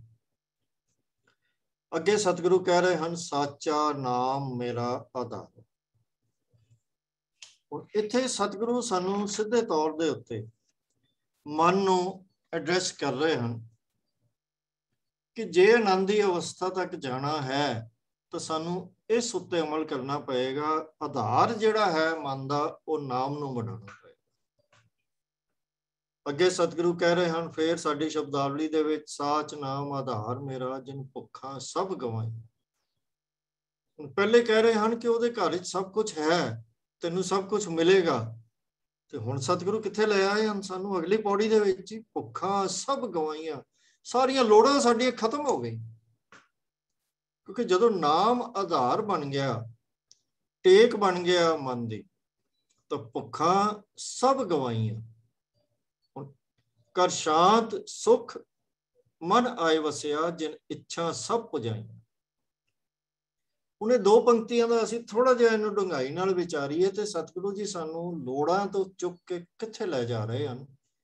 ਕਿਉਂਕਿ ਜਦੋਂ ਮਨ ਦੇ ਵਿੱਚ ਪ੍ਰਭੂ ਵਸ ਜਾਏ, ਕਰ ਸ਼ਾਂਤ ਸੁਖ ਮਨ ਆਏ ਵਸਿਆ, ਤਾਂ ਫਿਰ ਉਹਦੇ ਮਨ ਦੇ ਵਿੱਚ ਸ਼ਾਂਤੀ ਤੇ ਸੁਖ ਦਾ, ਜਾਂ ਕਹਿ ਲਈਏ ਸਹਿਜ ਅਵਸਥਾ ਦਾ, ਉਹਦੇ ਵਿੱਚ ਪ੍ਰਵੇਸ਼ ਕਰਨਾ ਜ਼ਰੂਰੀ ਹੈ। ਸਤਿਗੁਰੂ ਜੀ ਕਹਿ ਰਹੇ ਹਨ, ਕਰ ਸ਼ਾਂਤ ਸੁਖ ਮਨ ਆਏ ਵਸਿਆ ਜਿਨ ਇੱਛਾ ਸਭ ਪੁਜਾਈ। ਸਤਿਗੁਰੂ ਕੀ ਕਹਿ ਰਹੇ ਹਨ ਕਿ ਭੁੱਖਾਂ ਗਵਾਚ ਗਈਆਂ, ਇੱਛਾ ਸਾਰੀਆਂ ਪੂਰੀਆਂ ਹੋ ਗਈਆਂ। ਕਿਉਂ ਪੂਰੀਆਂ ਹੋ ਗਈਆਂ? ਇਸ ਕਰਕੇ ਨਹੀਂ ਕਿ ਸਾਨੂੰ ਪਦਾਰਥ ਮਿਲ ਗਏ, ਕਿਉਂਕਿ ਅਸੀਂ ਪਦਾਰਥ ਵੀ ਤਾਂ ਇਸ ਕਰਕੇ ਲੈਣੇ ਹੁੰਦੇ ਹਨ ਨਾ ਕਿ ਮਨ ਦੇ ਵਿੱਚ ਸੁੱਖ ਆ ਜਾਵੇ, ਸ਼ਾਂਤੀ ਆ ਜਾਵੇ, ਸਾਡੀ ਭੁੱਖ ਖਤਮ ਹੋ ਜਾਵੇ। ਤਾਂ ਸਤਿਗੁਰੂ ਜੀ ਕਹਿ ਰਹੇ ਹਨ ਕਿ ਇਹ ਜਦੋਂ ਅਵਸਥਾ ਸੱਚ ਦੇ ਨਾਮ ਦਾ ਭਾਵ ਸਦਾ ਥਿਰ ਰਹਿਣ ਵਾਲੇ ਪ੍ਰਭੂ ਦੇ ਨਾਮ ਦੇ ਨਾਲ ਜਿਹੜਾ ਹੈ ਉਹ ਅਸੀਂ ਜੁੜ ਜਾਵਾਂਗੇ, ਤਾਂ ਫਿਰ ਸਾਡੀ ਅਵਸਥਾ ਕੀ ਬਣ ਜਾਣੀ ਹੈ ਕਿ ਫਿਰ ਭੁੱਖਾਂ ਗਵਾਈਆਂ ਜਾਂਦੀਆਂ। ਮਤਲਬ ਫਿਰ ਸਾਡੀਆਂ ਡਿਮਾਂਡਸ ਖਤਮ ਹੋ ਜਾਣਗੀਆਂ, ਸਾਡੀਆਂ ਸਾਰੀਆਂ ਇੱਛਾਵਾਂ ਜਿਹੜੀਆਂ ਹਨ ਉਹ ਪੂਰੀਆਂ ਹੋ ਜਾਣਗੀਆਂ। ਸਾਡੀ ਅਵਸਥਾ ਉਹ ਬਣ ਜਾਵੇਗੀ ਕਿ ਜਿਵੇਂ ਇੱਛਾ ਪੈਦਾ ਹੋਵੇ, ਇੱਛਾ ਪੂਰੀ ਹੋ ਜਾਵੇ ਤੇ ਮਨ ਦੇ ਵਿੱਚ ਇੱਕ ਸ਼ਾਂਤੀ ਵਸ ਜਾਂਦੀ ਹੈ ਵੀ ਹਾਂ, ਜੋ ਮੈਂ ਚਾਹੁੰਦਾ ਸੀ ਉਹ ਮੈਨੂੰ ਮਿਲ ਗਿਆ, ਜੋ ਮੈਂ ਲੈਣ ਗਿਆ ਸੀ ਮੈਂ ਲੈ ਕੇ ਆ ਗਿਆ ਹਾਂ। ਤਾਂ ਇਹ ਅਵਸਥਾ ਤੱਕ ਉਹ ਨਾਮ ਪਹੁੰਚਾ ਦਿੰਦਾ। ਹੁਣ ਇਹ ਜੇ ਇਹਨੂੰ ਪਿਛਲੀਆਂ ਪੌੜੀਆਂ ਦੇ ਨਾਲ ਅਸੀਂ ਜੋੜ ਕੇ ਵੇਖੀਏ ਤਾਂ ਸਤਿਗੁਰੂ ਜੀ ਸਾਡੀਆਂ ਸਰੀਰਕ ਲੋੜਾਂ, ਦੁਨਿਆਵੀ ਲੋੜਾਂ ਤੋਂ ਸਾਨੂੰ ਚੁੱਕ ਕੇ ਉਹ ਨਾਮ ਦੇ ਨਾਲ ਜੋੜ ਰਹੇ ਕਿ ਨਾਮ ਨਾਲ ਜਦੋਂ ਜੁੜ ਗਏ ਤਾਂ ਫਿਰ ਇਹ ਜਿਹੜੀਆਂ ਜਿਵੇਂ ਪਿਛਲੀ ਪੌੜੀ ਦੇ ਵਿੱਚ ਅਸੀਂ ਗੱਲ ਕੀਤੀ ਸੀ ਕਿ ਜਦੋਂ ਆਨੰਦ ਦੀ ਅਵਸਥਾ ਆ ਗਈ ਤਾਂ ਫਿਰ ਲੋੜਾਂ, ਦੁੱਖ ਗਵਾਉਣਾ ਤੇ ਚੀਜ਼ਾਂ ਨੂੰ ਪ੍ਰਾਪਤ ਕਰਨਾ, ਉਹ ਤਾਂ ਅਵਸਥਾ ਹੀ ਆਪਣੇ ਆਪ ਵਿੱਚ ਖਤਮ ਹੋ ਜਾਵੇਗੀ, ਕਿਉਂਕਿ ਫਿਰ ਆਨੰਦ ਦੇ ਵਿੱਚ ਤਾਂ ਇਹਦੀ ਹੋਂਦ ਹੀ ਨਹੀਂ ਬਾਕੀ ਬਚਦੀ। ਇਹੀ ਸਤਿਗੁਰੂ ਜੀ ਇੱਥੇ ਸਮਝਾ ਰਹੇ ਹਨ ਕਿ ਜਦੋਂ ਉਸ ਪ੍ਰਭੂ ਦੇ ਨਾਮ ਦੇ ਨਾਲ ਅਸੀਂ ਜੁੜ ਗਏ ਤਾਂ ਫਿਰ ਭੁੱਖਾਂ ਵੀ ਆਟੋਮੈਟਿਕਲੀ ਖਤਮ ਹੋ ਗਈਆਂ, ਲੋੜਾਂ ਵੀ ਉਹ ਹੋ ਗਿਆ ਕਿ ਲੋੜਾਂ ਸਭ ਪੂਰੀਆਂ ਹੋ ਗਈਆਂ, ਸਾਡੇ ਅੰਦਰੋਂ ਹੀ ਉਹ ਲੋੜਾਂ ਦੀ ਭੁੱਖ ਹੀ ਖਤਮ ਹੋ ਗਈ। ਔਰ ਨਤੀਜਾ ਕੀ ਹੋਇਆ? ਘਰ ਸ਼ਾਂਤ ਸੁਖ ਮਨ ਆਏ ਵਸੇ। ਤਾਂ ਉਹਦੀ ਬਰਕਤ ਨਾਲ ਅੰਦਰ ਜਿਹੜੀ ਸ਼ਾਂਤ ਸੁਖ ਮਨ ਆਏ ਵਸਿਆ ਭਾਵ, ਇੱਥੇ ਵੀ ਸਤਿਗੁਰੂ ਜੀ ਆਨੰਦ ਦੀ ਗੱਲ ਹੀ ਤਾਂ ਕਰ ਰਹੇ ਹਨ। ਆਨੰਦ ਹੈ ਕੀ ਹੈ? ਸ਼ਾਂਤ ਹੈ, ਸੁਖ ਹੈ। ਇਹ ਜਦੋਂ ਅਵਸਥਾ ਬਣ ਜਾਏਗੀ ਤਾਂ ਫਿਰ ਇਹ ਅਵਸਥਾਵਾਂ ਹੀ ਸਾਡੀਆਂ ਲੋੜਾਂ ਦੀ ਜਿਹੜੀ ਸਾਡੀ ਸਟੇਜ ਹੈ ਉਹੀ ਖਤਮ ਹੋ ਜਾਏਗੀ। ਤੇ ਸਤਿਗੁਰੂ ਜੀ ਨੇ ਇੱਥੇ ਜੋ ਸ਼ੁਰੂ ਦੇ ਵਿੱਚ ਸ਼ਬਦ ਵਰਤਿਆ ਉਹ ਬੜਾ ਵਿਸ਼ੇਸ਼ ਹੈ, ਸਾਨੂੰ ਉਧਰ ਵੀ ਧਿਆਨ ਦੇਣਾ ਬਣਦਾ ਹੈ ਕਿ ਸਾਚਾ ਨਾਮ ਮੇਰਾ ਆਧਾਰੋ। ਆਧਾਰ ਕੀ ਹੁੰਦਾ ਹੈ? ਟੇਕ ਕੀ ਹੁੰਦੀ ਹੈ? ਮਨ ਦੀ ਟੇਕ ਕਿਸ ਤਰ੍ਹਾਂ ਜੇ ਨਾਮ ਬਣ ਜਾਏ ਤਾਂ ਉਹਦਾ ਅਰਥ ਕੀ ਹੈ? ਜਿਸ ਚੀਜ਼ ਦੀ ਸਾਡੀ ਟੇਕ ਹੁੰਦੀ ਹੈ, ਜਿਹੜਾ ਸਾਡੀ ਪ੍ਰਾਇਮਰੀ ਕਨਸੀਡਰੇਸ਼ਨ ਹੁੰਦੀ ਹੈ, ਜਿਹੜਾ ਸਾਡਾ ਪ੍ਰਾਇਮਰੀ ਕ੍ਰਾਈਟੇਰੀਆ ਹੁੰਦਾ ਹੈ ਜ਼ਿੰਦਗੀ ਦੇ ਫੈਸਲੇ ਕਰਨ ਵਾਲਾ, ਉਹ ਸਾਡਾ ਆਧਾਰ ਹੈ। ਕਿਸੇ ਦਾ ਆਧਾਰ ਮਾਇਆ ਇਕੱਠੀ ਕਰਨਾ ਹੈ, ਕਿਸੇ ਦਾ ਆਧਾਰ ਸਾਰੀ ਜ਼ਿੰਦਗੀ ਇਸੇ ਆਧਾਰ ਤੇ ਹੀ ਚੱਲਦੀ ਹੈ ਕਿ ਮੈਂ ਸਟੇਟਸ ਹੋਰ ਇਕੱਠਾ ਕਰਨਾ ਹੈ ਜਾਂ ਦੁਨੀਆ ਦੇ ਵਿੱਚ ਆਪਣੀ ਟੌਰ ਬਣਾਉਣੀ ਹੈ, ਕੋਈ MP MLA ਜਾਂ ਹੋਰ ਮਿਨਿਸਟਰ ਬਣਨਾ ਹੈ। ਇਹ ਸਾਡੇ ਜੀਵਨ ਦੇ ਆਧਾਰ ਹੁੰਦੇ ਹਨ, ਜਿਸ ਆਧਾਰ ਦੇ ਉੱਤੇ ਸਾਡਾ ਸਾਰਾ ਜੀਵਨ ਚੱਲਦਾ। ਤੇ ਜਦੋਂ ਨਾਮ ਨੂੰ ਅਸੀਂ ਆਧਾਰ ਬਣਾ ਲਈਏ ਤਾਂ ਇਹਦਾ ਅਰਥ ਇਹ ਹੋ ਗਿਆ ਕਿ ਸਾਡੇ ਜੀਵਨ ਦੇ ਜਿੰਨੇ ਵੀ ਅਸੀਂ ਫੈਸਲੇ ਕਰਨੇ, ਜੋ ਵੀ ਅਸੀਂ ਡਿਸੀਜਨਸ ਲੈਣੇ ਹਨ ਇਸ ਜੀਵਨ ਦੇ ਵਿੱਚ, ਉਹ ਸਾਰੇ ਇਸ ਗੱਲ ਨੂੰ ਮੁੱਖ ਰੱਖ ਕੇ ਲੈਣੇ ਹਨ ਕਿ ਨਾਮ ਸਾਡੇ ਮਨ ਦੇ ਵਿੱਚ ਕਿਵੇਂ ਵਸੇ। ਮੈਂ ਇਹ ਕੰਮ ਕਰਨ ਲੱਗਾ ਹਾਂ, ਕੀ ਇਹ ਨਾਮ ਨੂੰ ਮੇਰਾ ਆਧਾਰ ਬਣਾ ਕੇ ਮਨ ਆਏ ਵਸਿਆ ਦੀ ਜਿਹੜੀ ਅਵਸਥਾ ਹੈ ਉੱਥੇ ਤੱਕ ਲੈ ਕੇ ਜਾਏਗਾ ਮੇਰਾ ਇਹ ਫੈਸਲਾ ਜਾਂ ਨਹੀਂ? ਇਹ ਆਮ ਦੁਨਿਆਵੀ ਫੈਸਲੇ, ਇਹ ਸਿਰਫ ਇੱਥੇ ਆਤਮਿਕ ਦੀ ਗੱਲ ਨਹੀਂ ਹੈ। ਸਤਿਗੁਰੂ ਕਹਿ ਰਹੇ ਹਨ ਸਾਚ ਨਾਮ ਆਧਾਰ ਮੇਰਾ, ਜਿਨ ਭੁੱਖਾਂ ਸਭ ਗਵਾਈਆਂ। ਤੇ ਭੁੱਖਾਂ ਦੀ ਗੱਲ ਵੀ ਐਕਸਕਲੂਸਿਵਲੀ ਆਤਮਿਕ ਭੁੱਖਾਂ ਦੀ ਗੱਲ ਨਹੀਂ ਕਰ ਰਹੇ, ਇਹਦੇ ਵਿੱਚ ਦੁਨਿਆਵੀ ਭੁੱਖਾਂ ਵੀ ਹਨ ਤੇ ਆਧਾਰ ਵੀ ਦੁਨਿਆਵੀ ਪੱਧਰ ਦੇ ਉੱਤੇ ਵੀ ਹੈ। ਜਦੋਂ ਅਸੀਂ ਆਪਣੀ ਜ਼ਿੰਦਗੀ ਦੇ ਫੈਸਲੇ ਜਿਹੜੇ ਹਨ ਉਹ ਉਸ ਨਾਮ ਨੂੰ ਆਧਾਰ ਬਣਾ ਕੇ ਲੈਣੇ ਸ਼ੁਰੂ ਕਰ ਦਿੰਦੇ ਹਨ, ਫਿਰ ਅਸੀਂ ਆਨੰਦ ਦੇ ਸਫ਼ਰ ਤੱਕ ਚੱਲ ਸਕਦੇ ਹਾਂ। ਉਸ ਤੋਂ ਬਿਨਾਂ ਆਨੰਦ ਦੀ ਪ੍ਰਾਪਤੀ ਨਹੀਂ ਹੋ ਸਕਦੀ। ਤੋ ਇਹ ਜਿਹੜੀ ਪੌੜੀ ਹੈ ਇਹ ਸਾਡੇ ਵਾਸਤੇ ਸਤਿਗੁਰੂ ਜੀ ਹੁਣ ਸਾਨੂੰ ਲੈ ਕਿੱਥੇ ਆਏ ਹਨ? ਦੁਨਿਆਵੀ ਗੱਲਾਂ ਸ਼ੁਰੂ ਕਰਕੇ ਸਤਿਗੁਰੂ ਜੀ ਨੇ ਸਾਨੂੰ ਸਮਝਾਉਣਾ ਸ਼ੁਰੂ ਕੀਤਾ। ਤੇ ਹੁਣ ਇਸ ਪੰਕਤੀ ਦੇ ਵਿੱਚ ਸਤਿਗੁਰੂ ਜੀ ਸਾਨੂੰ ਉਸ ਆਨੰਦ ਦੀ ਅਵਸਥਾ ਦੀ ਵਿਆਖਿਆ ਵੀ ਕਰ ਰਹੇ ਹਨ ਤੇ ਉਹਦਾ ਰਾਹ ਵੀ ਦੱਸ ਰਹੇ ਹਨ ਕਿ ਨਾਮ ਦੇ ਨਾਲ ਜੁੜ ਕੇ ਹੀ ਇਹ ਅਵਸਥਾ ਆਏਗੀ। ਕਿਉਂਕਿ ਜੇ ਦੂਜੀ ਨਜ਼ਰ ਨਾਲ ਦੇਖੀਏ ਤੇ ਭੁੱਖਾਂ ਸਭ ਗਵਾਈਆਂ ਇਹ ਆਨੰਦ ਦੀ ਅਵਸਥਾ ਦੀ ਵਿਆਖਿਆ ਹੀ ਹੈ, ਜਾਂ ਇੱਛਾ ਸਭ ਪੁਜਾਈਆਂ ਇਹ ਵੀ ਆਨੰਦ ਦੀ ਹੀ ਵਿਆਖਿਆ ਹੈ। ਸ਼ਾਂਤ ਸੁਖ ਮਨ ਆਏ ਵਸਿਆ ਇਹ ਵੀ ਆਨੰਦ ਦੀ ਹੀ ਵਿਆਖਿਆ ਹੈ, ਜਦੋਂ ਮਨ ਦੇ ਵਿੱਚ ਹੋਰ ਕਿਸੇ ਚੀਜ਼ ਦੀ ਲੋੜ ਹੀ ਨਾ ਹੋ। ਪਰ ਇਹਦੀ ਪ੍ਰਾਪਤੀ ਕਿਵੇਂ ਹੋਣੀ ਹੈ? ਸਦਾ ਕੁਰਬਾਨ ਕੀਤਾ ਗੁਰੂ ਵਿਟੋਂ ਜਿਸ ਦੀਆਂ ਵਡਿਆਈਆਂ। ਗੁਰੂ ਦੀ ਹੀ ਇਹ ਵਡਿਆਈ ਹੈ ਕਿ ਸਾਨੂੰ ਐਸਾ ਜੀਵਨ ਬਖਸ਼ ਸਕਦਾ ਹੈ, ਸਾਨੂੰ ਉਸ ਰਾਹ ਦੇ ਉੱਤੇ ਤੋਰ ਸਕਦਾ ਹੈ ਜਿਹਦੇ ਉੱਤੇ ਚੱਲ ਕੇ ਅਸੀਂ ਇਹ ਸਾਰਾ ਕੁਝ ਪ੍ਰਾਪਤ ਕਰ ਸਕਦੇ ਹਾਂ। ਸਦਾ ਕੁਰਬਾਨ ਕੀਤਾ ਗੁਰੂ ਵਿਟੋਂ। ਕੁਰਬਾਨ ਦਾ ਅਰਥ ਇੱਥੇ ਕੋਈ ਸਰੀਰਕ ਤੌਰ ਤੇ ਕੁਰਬਾਨੀ ਕਰਨੀ ਨਹੀਂ ਹੈ। ਕੁਰਬਾਨ ਕੀਤਾ ਦਾ ਅਰਥ ਇਹ ਹੈ ਕਿ ਅਸੀਂ ਪੂਰਾ ਜੀਵਨ ਉਸ ਤੋਂ ਕੁਰਬਾਨ ਕੀਤਾ ਗੁਰੂ ਤੋਂ। ਸਾਡੀਆਂ ਜੀਵਨ ਦੀਆਂ ਸਾਰੀਆਂ ਪ੍ਰਾਇਰਟੀਜ਼ ਗੁਰੂ ਦੇ ਉਪਦੇਸ਼ ਤੋਂ ਕੁਰਬਾਨ ਹੋ ਗਈਆਂ। ਤਾਂ ਉਹ ਸਤਿਗੁਰੂ ਜੀ ਕਹਿ ਰਹੇ ਹਨ ਕਿ ਜੇ ਸਾਰਾ ਕੁਝ ਪ੍ਰਾਪਤ ਕਰਨਾ ਹੈ, ਭੁੱਖਾਂ ਤੋਂ ਦੂਜੀ ਜਿਹੜੀ ਅਵਸਥਾ ਹੈ, ਬਿਨਾਂ ਭੁੱਖਾਂ ਵਾਲੀ ਅਵਸਥਾ ਹੈ, ਉਹ ਪ੍ਰਾਪਤ ਕਰਨੀ ਹੈ, ਜਾਂ ਇੱਛਾ ਪੁਜਾਨ ਵਾਲੀ ਅਵਸਥਾ ਪ੍ਰਾਪਤ ਕਰਨੀ ਹੈ, ਤਾਂ ਫਿਰ ਗੁਰੂ ਦੇ ਉੱਤੋਂ ਕੁਰਬਾਨ ਜਾਣਾ ਪਏਗਾ। ਭਾਵ ਉਹਦਾ ਉਪਦੇਸ਼ ਗ੍ਰਹਿਣ ਕਰਕੇ ਆਪਣਾ ਪੂਰਾ ਜੀਵਨ ਉਸ ਉਪਦੇਸ਼ ਤੋਂ ਕੁਰਬਾਨ ਕਰਨਾ ਪਏਗਾ। ਔਰ ਇਹ ਉਸ ਸੱਚੇ ਪਿਤਾ ਸਤਿਗੁਰੂ ਦੀ ਵਡਿਆਈ ਹੈ, ਇਹੀ ਉਹਦਾ ਗੁਣ ਹੈ। ਸਤਿਗੁਰੂ ਕਹਿ ਰਹੇ ਹਨ ਕਹੈ ਨਾਨਕ ਸੁਣੋ ਸੰਤੋ ਸ਼ਬਦ ਧਰੋ ਪਿਆ। पहले सतगुरु जी कह रहे सन नाम मेरा आधारो, तो हुण सतगुरु जी ने दोवां चीज़ां नूं जोड़ दिता, शब्द धरो प्यारो ते साचा नाम मेरा आधारो। ਇਹ ਸਾਡੇ ਵਾਸਤੇ ਇਹਦੇ ਵਿੱਚ ਇੱਕ ਉਪਦੇਸ਼ ਵੀ ਹੈ ਕਿ ਜੇ ਨਾਮ ਦੇ ਨਾਲ ਜੁੜਨਾ ਹੈ ਤਾਂ ਗੁਰੂ ਦੀ ਸਿੱਖਿਆ, ਗੁਰੂ ਦਾ ਉਪਦੇਸ਼, ਗੁਰੂ ਦੀ ਬਾਣੀ ਦੇ ਨਾਲ ਸਾਨੂੰ ਪ੍ਰੇਮ ਧਾਰਨ ਕਰਨਾ ਪਏ। ਜਦੋਂ ਤੱਕ ਬਾਣੀ ਦੇ ਨਾਲ, ਗੁਰੂ ਦੇ ਉਪਦੇਸ਼ ਦੇ ਨਾਲ, ਸ਼ਬਦ ਦੇ ਨਾਲ, ਉਸ ਪ੍ਰਭੂ ਦੇ ਨਾਮ ਦੇ ਨਾਲ ਸਾਡਾ ਪਿਆਰ ਨਹੀਂ ਪੈਦਾ ਹੁੰਦਾ, ਉਦੋਂ ਤੱਕ ਨਾਮ ਸਾਡੇ ਜੀਵਨ ਦਾ ਆਧਾਰ ਵੀ ਨਹੀਂ ਬਣਦਾ। तो बाणी दे नाल जुड़ना, गुरु तो कुर्बान जाना, गुरु की सिक्ख्या दे उत्ते चलना, यही एक रस्ता है उस अकाल पुरख दे नाल प्रभु दे मिलाप नूं हासिल करन दा ते आनंद दी अवस्था नूं प्राप्त करन। तो ये चार पौड़ियां दे विच सतगुरु जी ने जे पंक्तियां नूं देखीए तो बड़ियां थोड़ियां जिहियां पंक्तियां दे विच गिनती दीयां पंक्तियां हन, हर पौड़ी दे विच 5 या 6 पंक्तियां आउंदियां हन। तो सतगुरु जी इन्हां चार छोटियां छोटियां पौड़ियां दे विच सानू एक पासे आनंद दे नाल इंट्रोड्यूस भी कीता है उन्होंने, ते फिर साडे मन की अवस्था तो लैके 3-4 पौड़ियां दे विच सानू उस आत्मक अवस्था की वोकैबुलरी तक ले आए हैं जिथों सानू यह स्पष्ट हो सके कि ये जो जीवन का रस्ता है, इहदे विच आनंद की प्राप्ति का रस्ता उस प्रभु के नाम दे नाल, प्रभु के जो मिलाप दे नाल जिहड़ा रस्ता है वो प्रभु दे नाल प्रेम करन दे नाल ही सानू प्राप्त हो सकता है, प्रभु नाल जुड़ के ही प्राप्त हो सकता है, प्रभु प्रेम नूं जीवन का आधार बना के ही प्राप्त हो सकता है। सो जिहड़े दो मुख उपदेश सतगुरु जी ने सानू बार बार पहला आपां जिक्र कीता सी, गुरु दी शरण दे विच पैना ते गुरु दे उपदेश दे उत्ते चलना, उहदे नाल प्रेम करना, उहदे तो कुर्बान जाना, ये दो चीज़ों तक सतगुरु सानू ये चार पौड़ियां दे विच ले आए हैं। अगों का जो विषय है वो आपां उसदी कल विचार करांगे जी।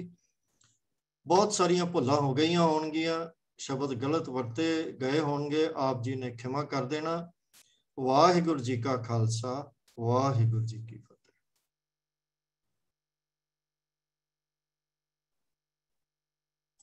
वाहिगुरू जी का खालसा, वाहिगुरू जी की फतेह जी।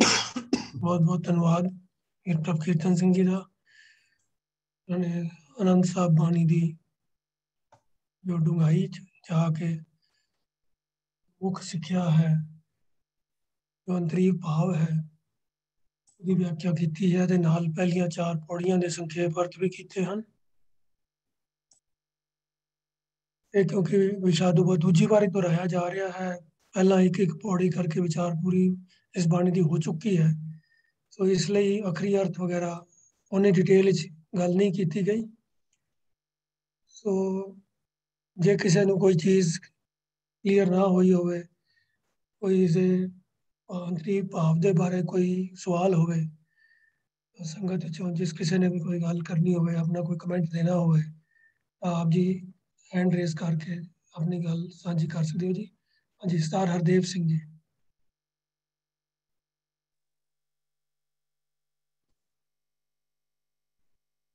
सरदार हरदेव सिंह जी, हाँ जी बोलो जी। वाहिगुरू जी का खालसा, वाहिगुरू जी की फतेह। फतेह जी। बहुत सोहनी तरीके नाल प्रभ कीर्तन सिंह जी ने समराइज किया। मैं थोड़ा जिहा ਇਹਦੇ ਵਿੱਚ ਐਡ ਕਰਨਾ ਚਾਹਨਾ ਕਿ ਜਿਵੇਂ ਨਾ ਅਸੀਂ ਜਲਦੀ ਪਾਠ ਕਰਦੇ ਆ ਨਾ, ਕਈ ਗੱਲਾਂ ਜਿਵੇਂ ਵੀਰ ਜੀ ਨੇ ਵੀ ਕਮਿਟ ਕੀਤਾ ਹੈ ਕਿ ਵੀ ਕੋਈ ਗਲਤੀ ਹੋਏ, ਲਈ ਗਲਤੀ ਨਹੀਂ, ਉਹ ਇੱਕ ਅਣਗਹਿਲੀ ਹੋ ਜਾਂਦੀ, ਜਲਦੀ ਕਰਦੇ ਆ।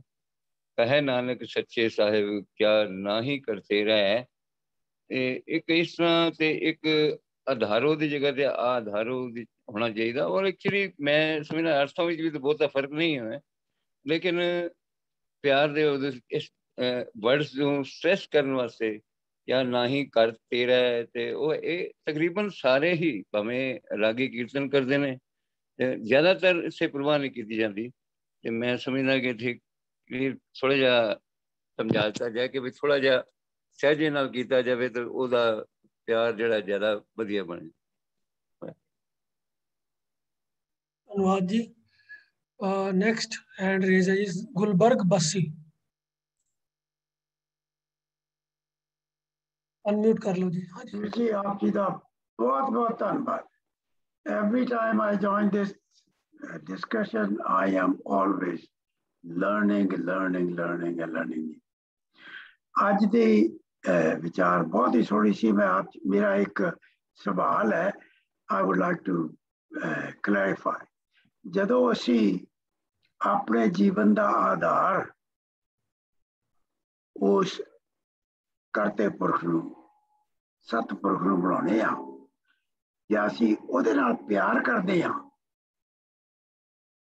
ਉਹਦਾ ਕੀ ਭਾਵ ਹੈ ਦਾਸ ਨੂੰ ਇੱਕ ਅੰਡਰਸਟੈਂਡਿੰਗ ਹੈ ਕੀ ਹੈ ਮੈਨੂੰ ਤਾਂ ਇੰਨਾ ਪਤਾ ਕਿ ਉਹਦੇ ਨਾਲ ਜਦੋਂ ਅਸੀਂ ਪਿਆਰ ਕਰਦੇ ਹਾਂ ਉਹਨੂੰ ਮਨ ਵਿੱਚ ਵਸਾਉਂਦੇ ਆ ਮੇਰੇ ਮਨ 'ਚ ਤਾਂ ਉਹਦਾ ਭਾਵ ਹੈਗਾ ਕਿ ਅਸੀਂ ਉਹਦੇ ਵਰਗੇ ਬਣਦੇ ਆ ਅਸੀਂ ਆਪਣੇ ਜੀਵਨ ਨੂੰ ਹੁਕਮ ਅਨੁਸਾਰ ਢਾਲਦੇ ਆ ਤਾਂ ਅਸੀਂ ਉਹਨਾਂ ਪਿਆਰ ਕਰਦੇ ਆ but am I on the right path? Thank you.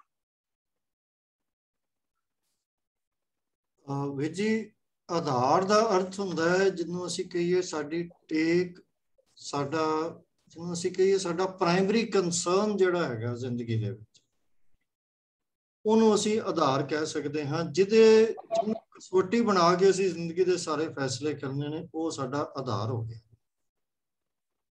ਅਸੀਂ ਸਾਰੇ ਆਪੋ ਆਪਣੀ ਮਤਲਬ ਸਮਝ ਦੇ ਮੁਤਾਬਕ ਜਿਵੇਂ ਜਦੋਂ ਜ਼ਿੰਦਗੀ ਜੀਂਦੇ ਆ ਤਾਂ ਉਹਦੇ ਸਾਡੀਆਂ ਪ੍ਰਾਇਰਟੀਜ਼ ਹੁੰਦੀਆਂ ਹਨ ਕਿ ਅਸੀਂ ਇਹ ਕੰਮ ਕਰਨਾ ਹੈ ਕਿਸ ਤਰ੍ਹਾਂ ਕਰਨਾ ਹੈ ਕਿਹਨਾਂ ਮੀਨਸ ਨੂੰ ਵਰਤ ਕੇ ਕਰਨਾ ਹੈ ਤੋ ਜਦੋਂ ਸਾਡੇ ਜ਼ਿੰਦਗੀ ਦੇ ਅਸੀਂ ਮਤਲਬ ਜਿਵੇਂ ਸਟੇਟਸ ਪ੍ਰਾਪਤ ਕਰਨਾ ਹੈ ਐਜੂਕੇਸ਼ਨ ਪ੍ਰਾਪਤ ਕਰਨੀ ਹੈ ਜਾਂ ਪੈਸਾ ਪ੍ਰਾਪਤ ਕਰਨਾ ਹੈ ਤਾਂ ਉਹ ਸਾਡੇ ਫੈਸਲਿਆਂ ਦਾ ਆਧਾਰ ਉਹ ਹੁੰਦਾ ਕਿ ਅਸੀਂ ਜ਼ਿੰਦਗੀ ਦੇ ਵਿੱਚ ਕੀ ਕਰਨਾ ਪਰ ਜਦੋਂ ਨਾਮ ਆਧਾਰ ਬਣ ਜਾਏ ਮਤਲਬ ਆਧਾਰ ਜਿਵੇਂ ਕਿ ਅਸੀਂ ਜੇ ਸਾਹ ਵੀ ਲੈਣਾ ਹੈ ਤਾਂ ਫਿਰ ਉਹ ਨਾਮ ਦੇ ਆਧਾਰ ਦੇ ਨਾਲ ਹੀ ਲੈਣਾ ਹੈ ਮਤਲਬ ਸਾਡੀ ਜ਼ਿੰਦਗੀ ਦੀ ਸਸਟੇਨਿੰਗ ਫੋਰਸ ਸਾਡੀ ਉਹ ਹੋ ਗਈ ਤਾਂ ਫਿਰ ਅਸੀਂ ਜ਼ਿੰਦਗੀ 'ਚ ਕੋਈ ਫੈਸਲਾ ਇਹੋ ਜਿਹਾ ਨਹੀਂ ਕਰ ਸਕਦੇ ਜਿਹੜਾ ਸਾਨੂੰ ਇਹਦੇ ਨਾਲ ਤੋੜੇਗਾ ਜਿਵੇਂ ਅਸੀਂ ਕਹਿੰਦੇ ਹਾਂ ਕਿ ਜਦੋਂ ਸਾਡਾ ਸਾਹ ਚੱਲਣਾ ਖਤਮ ਹੋ ਜਾਂਦਾ ਹੈ ਤਾਂ ਫਿਰ ਭਾਵ ਇਹ ਹੈ ਕਿ ਸਾਡੀ ਜ਼ਿੰਦਗੀ ਖਤਰੇ 'ਚ ਪੈ ਗਈ ਆਧਾਰ ਸਾਡਾ ਸਾਹ ਚੱਲਦਾ ਹੈ ਤੇ ਜੀਵਨ ਹੈ ਆਧਾਰ ਹੀ ਇਹ ਹੈ ਤਾਂ ਫਿਰ ਅਸੀਂ ਇਹੋ ਜਿਹਾ ਕੋਈ ਕੰਮ ਨਹੀਂ ਕਰਦੇ ਜਿਹਦੇ ਨਾਲ ਸਾਡਾ ਸਾਹ ਰੁਕ ਜਾਏ ਇਸੇ ਤਰ੍ਹਾਂ ਹੀ ਜਦੋਂ ਅਸੀਂ ਨਾਮ ਨੂੰ ਆਧਾਰ ਬਣਾ ਲਈਏ ਤਾਂ ਫਿਰ ਅਸੀਂ ਜੀਵਨ ਦੇ ਵਿੱਚ ਕੋਈ ਐਸਾ ਕੰਮ ਨਹੀਂ ਕਰਾਂਗੇ ਜਿਹਦੇ ਨਾਲ ਸਾਡੀ ਨਾਮ ਦੇ ਨਾਲ ਪ੍ਰੇਮ ਨਾਮ ਦੇ ਨਾਲ ਜੋੜ ਜਿਹੜਾ ਉਹ ਰੁਕ ਜਾਏ ਹੁਣ ਇਹਨੂੰ ਅਸੀਂ ਜੇ ਸਿਰਫ ਆਤਮਕ ਸਾਡਾ ਜੀਵਨ ਜਿਹੜਾ ਹੈ ਧਾਰਮਿਕ ਜੀਵਨ ਹੈ ਉੱਥੇ ਤੱਕ ਹੀ ਰਿਸਟ੍ਰਿਕਟ ਕਰ ਲਈਏ ਤਾਂ ਫਿਰ ਇਹਦੀ ਗੱਲ ਪੂਰੀ ਸਾਨੂੰ ਮਤਲਬ ਇੰਪੋਰਟੈਂਸ ਨਹੀਂ ਸਮਝ ਆਏਗੀ ਇਹ ਸਾਡੇ ਜੀਵਨ ਦੇ ਸਾਰੇ ਫੈਸਲੇ ਜਦੋਂ ਤੱਕ ਅਸੀਂ ਇਹਦੇ ਮੁਤਾਬਕ ਨਹੀਂ ਕਰਦੇ ਉਦੋਂ ਤੱਕ ਅਸੀਂ ਇਹਨੂੰ ਆਧਾਰ ਨਹੀਂ ਕਹਿ ਸਕਦੇ ਧਾਰਮਿਕ ਜੀਵਨ ਦੇ ਵਿੱਚ ਉਹ ਕੰਮ ਕਰਨੇ ਜਿਹੜੇ ਸਾਨੂੰ ਇਹਦੇ ਨਾਲ ਜੋੜ ਕੇ ਰੱਖਣ ਉਹ ਇੱਕ ਪੱਖ ਹੈ ਪਰ ਜੀਵਨ ਤਾਂ ਇੱਕੋ ਹੀ ਹੈ ਨਾ ਜੀ ਇਹ ਅਸੀਂ ਪੱਖ ਵੰਡੇ ਹੋਏ ਹਨ ਆਪਣੇ ਸਮਝਣ ਦੇ ਵਾਸਤੇ ਵਰਤੇ ਹੋਏ ਹਨ ਵੀ ਇਹ ਮੇਰੇ ਜੀਵਨ ਦਾ ਧਾਰਮਿਕ ਪੱਖ ਹੈ ਇਹ ਪਰਿਵਾਰਕ ਪੱਖ ਹੈ ਸਮਾਜਿਕ ਪੱਖ ਹੈ ਆਰਥਿਕ ਪੱਖ ਹੈ ਇਹ ਸਾਰੀ ਡਿਵੀਜ਼ਨ ਸਾਡੀ ਅੰਡਰਸਟੈਂਡਿੰਗ ਵਾਸਤੇ ਹਨ ਜੀਵਨ ਤਾਂ ਇੱਕੋ ਹੀ ਹੈ ਔਰ ਜਦੋਂ ਸਾਡੇ ਜੀਵਨ ਦਾ ਇੱਕ ਪੱਖ ਡਿਸਟਰਬ ਹੁੰਦਾ ਅਸੀਂ ਆਮ ਦੇਖਦੇ ਹਾਂ ਜਿਹਦੇ ਪਰਿਵਾਰਕ ਜੀਵਨ ਡਿਸਟਰਬ ਹੁੰਦਾ ਉਹਦੀ ਪ੍ਰੋਫੈਸ਼ਨਲ ਲਾਈਫ ਵੀ ਡਿਸਟਰਬ ਹੋ ਜਾਂਦੀ ਹੈ ਉਹਦਾ ਬਿਜ਼ਨਸ ਵੀ ਡਿਸਟਰਬ ਹੋ ਜਾਂਦਾ ਹੈ ਤਾਂ ਫਿਰ ਇਹ ਕਿਵੇਂ ਹੋ ਸਕਦਾ ਹੈ ਕਿ ਅਸੀਂ ਬਾਕੀ ਜੀਵਨ ਦੇ ਫੈਸਲੇ ਨਾਮ ਨੂੰ ਮੁੱਖ ਰੱਖ ਕੇ ਨਾ ਕਰੀਏ ਸਿਰਫ ਆਤਮਿਕ ਜੀਵਨ ਦੇ ਫੈਸਲੇ ਮੁੱਖ ਰੱਖ ਕੇ ਕਰੀਏ ਆਪਣੇ ਆਤਮਿਕ ਜੀਵਨ ਨੂੰ ਵੀ ਨਾਮ ਨਾਲ ਕਿਵੇਂ ਜੋੜਨਾ ਹੈ ਤਾਂ ਫਿਰ ਇਹ ਕਿਵੇਂ ਹੋ ਸਕਦਾ ਹੈ ਕਿ ਦੂਜੇ ਪੱਖ ਦੇ ਜਿਹੜੇ ਫੈਸਲੇ ਨੇ ਉਹ ਸਾਡੇ ਇਹਦੇ ਉੱਤੇ ਅਸਰ ਨਹੀਂ ਪਾਉਣਗੇ ਜਦੋਂ ਅਸੀਂ ਕਿਸੇ ਡਿਸਟਰਬੈਂਸ ਫੈਮਿਲੀ ਲਾਈਫ ਡਿਸਟਰਬ ਹੁੰਦੀ ਹੈ ਤਾਂ ਅਸੀਂ ਆਮ ਆਪਸ ਵਿੱਚ ਗੱਲ ਕਰਦੇ ਹਾਂ ਕਿ ਯਾਰ ਇੰਨਾ ਡਿਸਟਰਬਡ ਹੁਣ ਤਾਂ ਨਿਤਨੇਮ ਵੀ ਨਹੀਂ ਹੋ ਰਿਹਾ ਮੇਰੇ ਕੋਲ ਹਨਾ ਗੁਰਦੁਆਰੇ ਵੀ ਨਹੀਂ ਜਾਇਆ ਜਾ ਰਿਹਾ ਕੀਰਤਨ ਸੁਣਦਾ ਪਰ ਅੰਦਰ ਨਹੀਂ ਜਾ ਰਿਹਾ ਆਨੰਦ ਨਹੀਂ ਆਉਂਦਾ ਉਹਦੇ ਵਿੱਚ ਤਾਂ ਫਿਰ ਇਹ ਗੱਲ ਜਦੋਂ ਆਧਾਰ ਬਣਾਉਣ ਦੀ ਕਰਦੇ ਆ ਤਾਂ ਇਹ ਵੀ ਉਸੇ ਤਰ੍ਹਾਂ ਹੀ ਪੂਰੀ ਇੰਪਲੀਕੇਸ਼ਨ ਦੇ ਵਿੱਚ ਸਾਨੂੰ ਅੰਡਰਸਟੈਂਡ ਕਰਨੀ ਚਾਹੀਦੀ ਹੈ ਤਾਂ ਇਹ ਸੱਚਾ ਨਾਮ ਮੇਰਾ ਆਧਾਰ ਉਹਦਾ ਅਰਥ ਜੋ ਮੈਂ ਸਮਝਦਾ ਹਾਂ ਤਾਂ ਇਹੀ ਹੈ ਕਿ ਸਾਡੀ ਸਭ ਤੋਂ ਉੱਪਰਲੀ ਪ੍ਰਾਇਰਟੀ ਜੀਵਨ ਦਾ ਜਿਹੜਾ ਮਨੋਰਥ ਹੈ ਪ੍ਰਭੂ ਮਿਲਾਪ ਦਾ ਪ੍ਰਭੂ ਨਾਲ ਜੁੜਨ ਦਾ ਉਹਦੇ ਨਾਲ ਉਹ ਸਾਡਾ ਪ੍ਰਾਇਰਟੀ ਹੋਣੀ ਚਾਹੀਦੀ ਉਹੀ ਸਾਡਾ ਆਧਾਰ ਹੋਣਾ ਚਾਹੀਦਾ ਜੀਵਨ ਦੇ ਫੈਸਲੇ ਦਾ ਤਾਂ ਹੀ ਇਹ ਜੀਵਨ ਅਸੀਂ ਸਫਲ ਕਰਨ ਵੱਲ ਤੁਰ ਸਕਦੇ ਇੱਕ ਸੈਕਿੰਡ ਜੇ ਇਜਾਜ਼ਤ ਹੋਵੇ ਤਾਂ ਇੱਕ ਛੋਟਾ ਜਿਹਾ ਮੈਂ ਇਹਦੇ 'ਚ ਪੁਆਇੰਟ ਐਡ ਕਰਨਾ ਚਾਹਾਂਗਾ ਕਿ ਭਈ ਨਾਮ ਤੇ ਨਾਮੀ ਇਹ ਇੱਕੋ ਹੀ ਚੀਜ਼ ਹੈ ਪ੍ਰਭੂ ਔਰ ਉਹਦਾ ਨਾਮ ਕੋਈ ਦੋ ਵੱਖਰੀਆਂ ਚੀਜ਼ਾਂ ਨਹੀਂ ਹਨ ਸੋ ਜੇ ਨਾਮ ਮੇਰੇ ਜੀਵਨ ਦਾ ਆਧਾਰ ਹੈ ਇਹਦਾ ਭਾਵ ਹੈ ਕਿ ਪ੍ਰਭੂ ਹੀ ਮੇਰੇ ਜੀਵਨ ਦਾ ਆਧਾਰ ਹੈ तो मेरे हर काम ਦੇ ਵਿੱਚ ਪ੍ਰਭੂ ਦੀ ਯਾਦ, ਪ੍ਰਭੂ ਦੀ ਹੋਣ ਦਾ ਅਹਿਸਾਸ, ਪ੍ਰਭੂ ਦੀ ਜੋਤ ਮੇਰੇ ਅੰਦਰ ਹੈ, ਪ੍ਰਭੂ ਮੇਰੇ ਅੰਗ ਸੰਗ ਹੈ। ਇਹ ਸਾਰੀਆਂ ਗੱਲਾਂ ਮੇਰੇ ਜੀਵਨ ਦਾ ਪਾਰਟ ਐਂਡ ਪਾਰਸਲ ਹੋਣੀਆਂ ਹੀ ਚਾਹੀਦੀਆਂ ਹਨ। तो इसलिए भावें कोई मैं समाजिक कर्म कर रहा, कोई दुनियावी कर्म कर रहा, कोई आत्मक धार्मिक कर्म कर रहा, कुछ भी कर रहा जिंदगी च, ਉਹਦਾ हर फैसला, ਉਹਦੀ हर एक्शन ਦੇ ਪਿੱਛੇ जो ड्राइविंग फोर्स है, ਉਹਦੇ ਵਿੱਚ परमात्मा ਦੀ ਹੋਂਦ ਜਿਹੜੀ ਹੈ ਉਹ ਹਰ ਵੇਲੇ ਹਾਜ਼ਰ ਨਾਜ਼ਰ ਹੋਣੀ ਹੀ ਚਾਹੀਦੀ ਹੈ। ਜੇ ਇੱਕ ਓੰਕਾਰ ਮੇਰੇ ਹਿਰਦੇ 'ਚ ਵਸਿਆ ਹੋਇਆ ਹੈ ਤਾਂ ਅਸੀਂ ਕਿਸੇ ਦੂਜੇ ਨੂੰ ਆਪਣਾ ਦੁਸ਼ਮਣ ਗਿਣ ਹੀ ਨਹੀਂ ਸਕਦੇ, क्योंकि सारी क्रिएशन उस परमात्मा दी है, सारे एक परमात्मा दी औलाद हैं, तो सारे एक दूजे दे बच्चे ही हैं। तो फिर ना को मेरा दुश्मन रहा, नाम किसके बैराई। तो ये सारिया गल्लां जिहड़ियां ऑटोमैटिकली नाम के आधार बनने दे विचों ही उपजदियां। आई होप कि इत्थों शायद थोड़ी जी गल क्लीयर हो जानी चाहिए है। हाँ जी, next hand raiser Sardar Surjit Singh Panesar.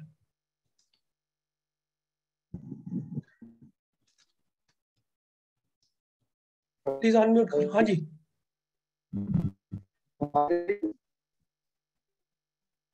आवाज सुरजीत सिंह जी दी आ नहीं रही जी, दोबारा थोड़ा बोलो। नेटवर्क प्रॉब्लम लग रही है जी। नहीं जी, नहीं आ रही। चलो मैं नेक्स्ट डॉक्टर कृपाल सिंह ਨੂੰ ਰਿਕੁਐਸਟ ਕਰਾਂਗਾ ਜੋ ਆਪਣੀ ਗੱਲ ਕਰ ਲੈਣ। ਵਾਹਿ ਖਾਲਸਾ ਵਾਹਿ ਫਤਿਹ ਜੀ। I think this is explained very beautifully, but I'm just going to rephrase it in my way. ਜਿਹੜਾ ਸਾਡਾ ਮੇਰੀ ਪੀਰੀ ਦਾ ਸਿਧਾਂਤ ਹੈ ਨਾ, ਐਕਚੁਅਲੀ ਪੀਰੀ ਮੇਰੀ ਦਾ ਸਿਧਾਂਤ I should say, ਜਿਹੜੀ ਸਾਡੀ ਜੇ ਕੈਸਲ ਬਿਲਡ ਕਰਨਾ, ਉਹਦੀ ਜਿਹੜੀ ਫਾਊਂਡੇਸ਼ਨ ਹੈ ਉਹ ਸਾਡੀ ਪੀਰੀ ਹੈ, ਉਹ ਸਾਡਾ ਨਾਮ ਹੈ, ਆਧਾਰ ਹੈ, ਉਹਦੇ ਤੇ ਹੀ ਸਾਰੀ ਸੁਪਰ ਸਟਰਕਚਰ ਖੜੀ ਹੋਣੀ ਹੈ। Otherwise everything will collapse like a house of cards. So ਜਦੋਂ ਸਾਡਾ ਪੀਰੀ ਦੇ ਉੱਤੇ, ਜਿਹੜਾ ਸਾਡੇ ਨਾਮ ਦੇ ਉੱਤੇ ਜਿਹੜਾ ਆਧਾਰ ਹੈ, ਉਹ ਜਿਹੜੀ ਸਾਡੀ ਫਾਊਂਡੇਸ਼ਨ ਹੈ, ਫਾਊਂਡੇਸ਼ਨ ਦੇ ਉੱਤੇ ਹੀ ਸਾਰਾ ਕੁਝ ਜੀਵਨ ਲੱਗ ਸਕਦਾ, ਨਹੀਂ ਤੇ ਉਹ ਢਹਿੰਦੀ ਕਲਾ ਦੇ ਵਿੱਚ ਆ ਸਕਦਾ any time. I just wanted to add that part because it subscribes to the same principle, ਪੀਰੀ ਮੇਰੀ ਦਾ ਸਿਧਾਂਤ। ਵਾਹਿਗੁਰੂ ਜੀ ਕਾ ਖਾਲਸਾ ਵਾਹਿਗੁਰੂ ਫਤਿਹ। हाँ जी सर सुरजीत सिंह जी, ਹੁਣ ਦੇਖੋ ਅਗਰ ਤੁਹਾਡੀ ਆਵਾਜ਼ ਆ ਸਕੇ ਤਾਂ।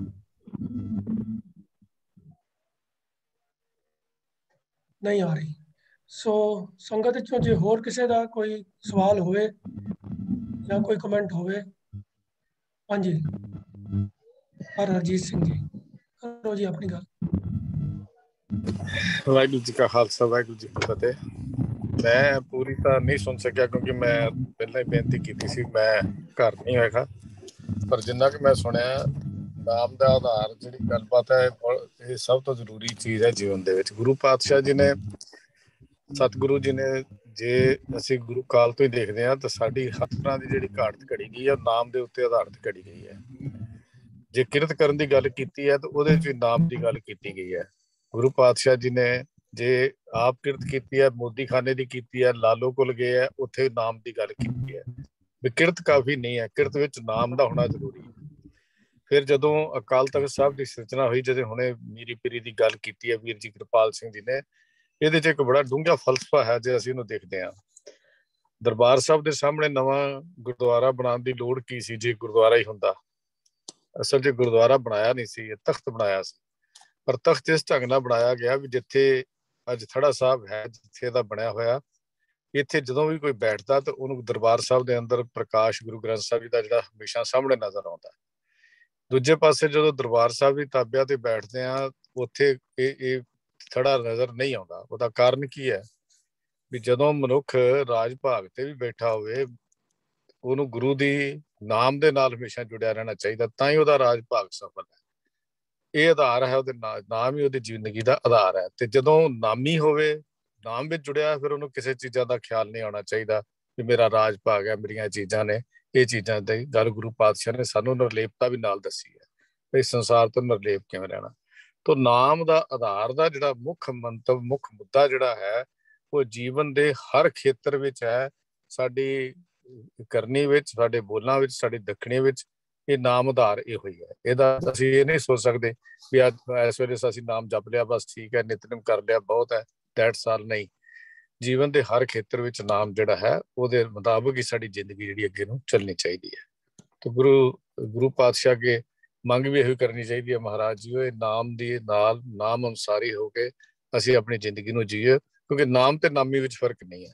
ਇਹ ਵੀ ਬੇਨਤੀ ਹੈ, ਜਿਸ ਦਾ ਨਾਮ ਜਪਿਆ ਜਾਂਦਾ ਹੈ ਤੇ ਜਿਹੜਾ ਨਾਮ ਹੈ ਇੱਕੋ ਹੀ ਚੀਜ਼ ਹੈ। ਇਹ ਹੁਣ MP ਸਿੰਘ ਜੀ ਨੇ ਗੱਲ ਸਾਡੇ ਨਾਲ ਸਾਡੀ ਡੇਅਰ ਕਰਤੀ ਹੈ ਜੀ। ਹਾਂਜੀ, ਵਾਹਿਗੁਰੂ ਜੀ ਕਾ ਖਾਲਸਾ, ਵਾਹਿਗੁਰੂ ਜੀ ਕੀ ਫਤਿਹ। बहुत बहुत धन्यवाद जी गल नूं होर स्पष्ट करने वास्ते। सो क्लास विचों संगत विचों होर किसी सज्जन का कोई सवाल या कोई कमेंट होए तो आप हैंड रेज कर सकते हो जी।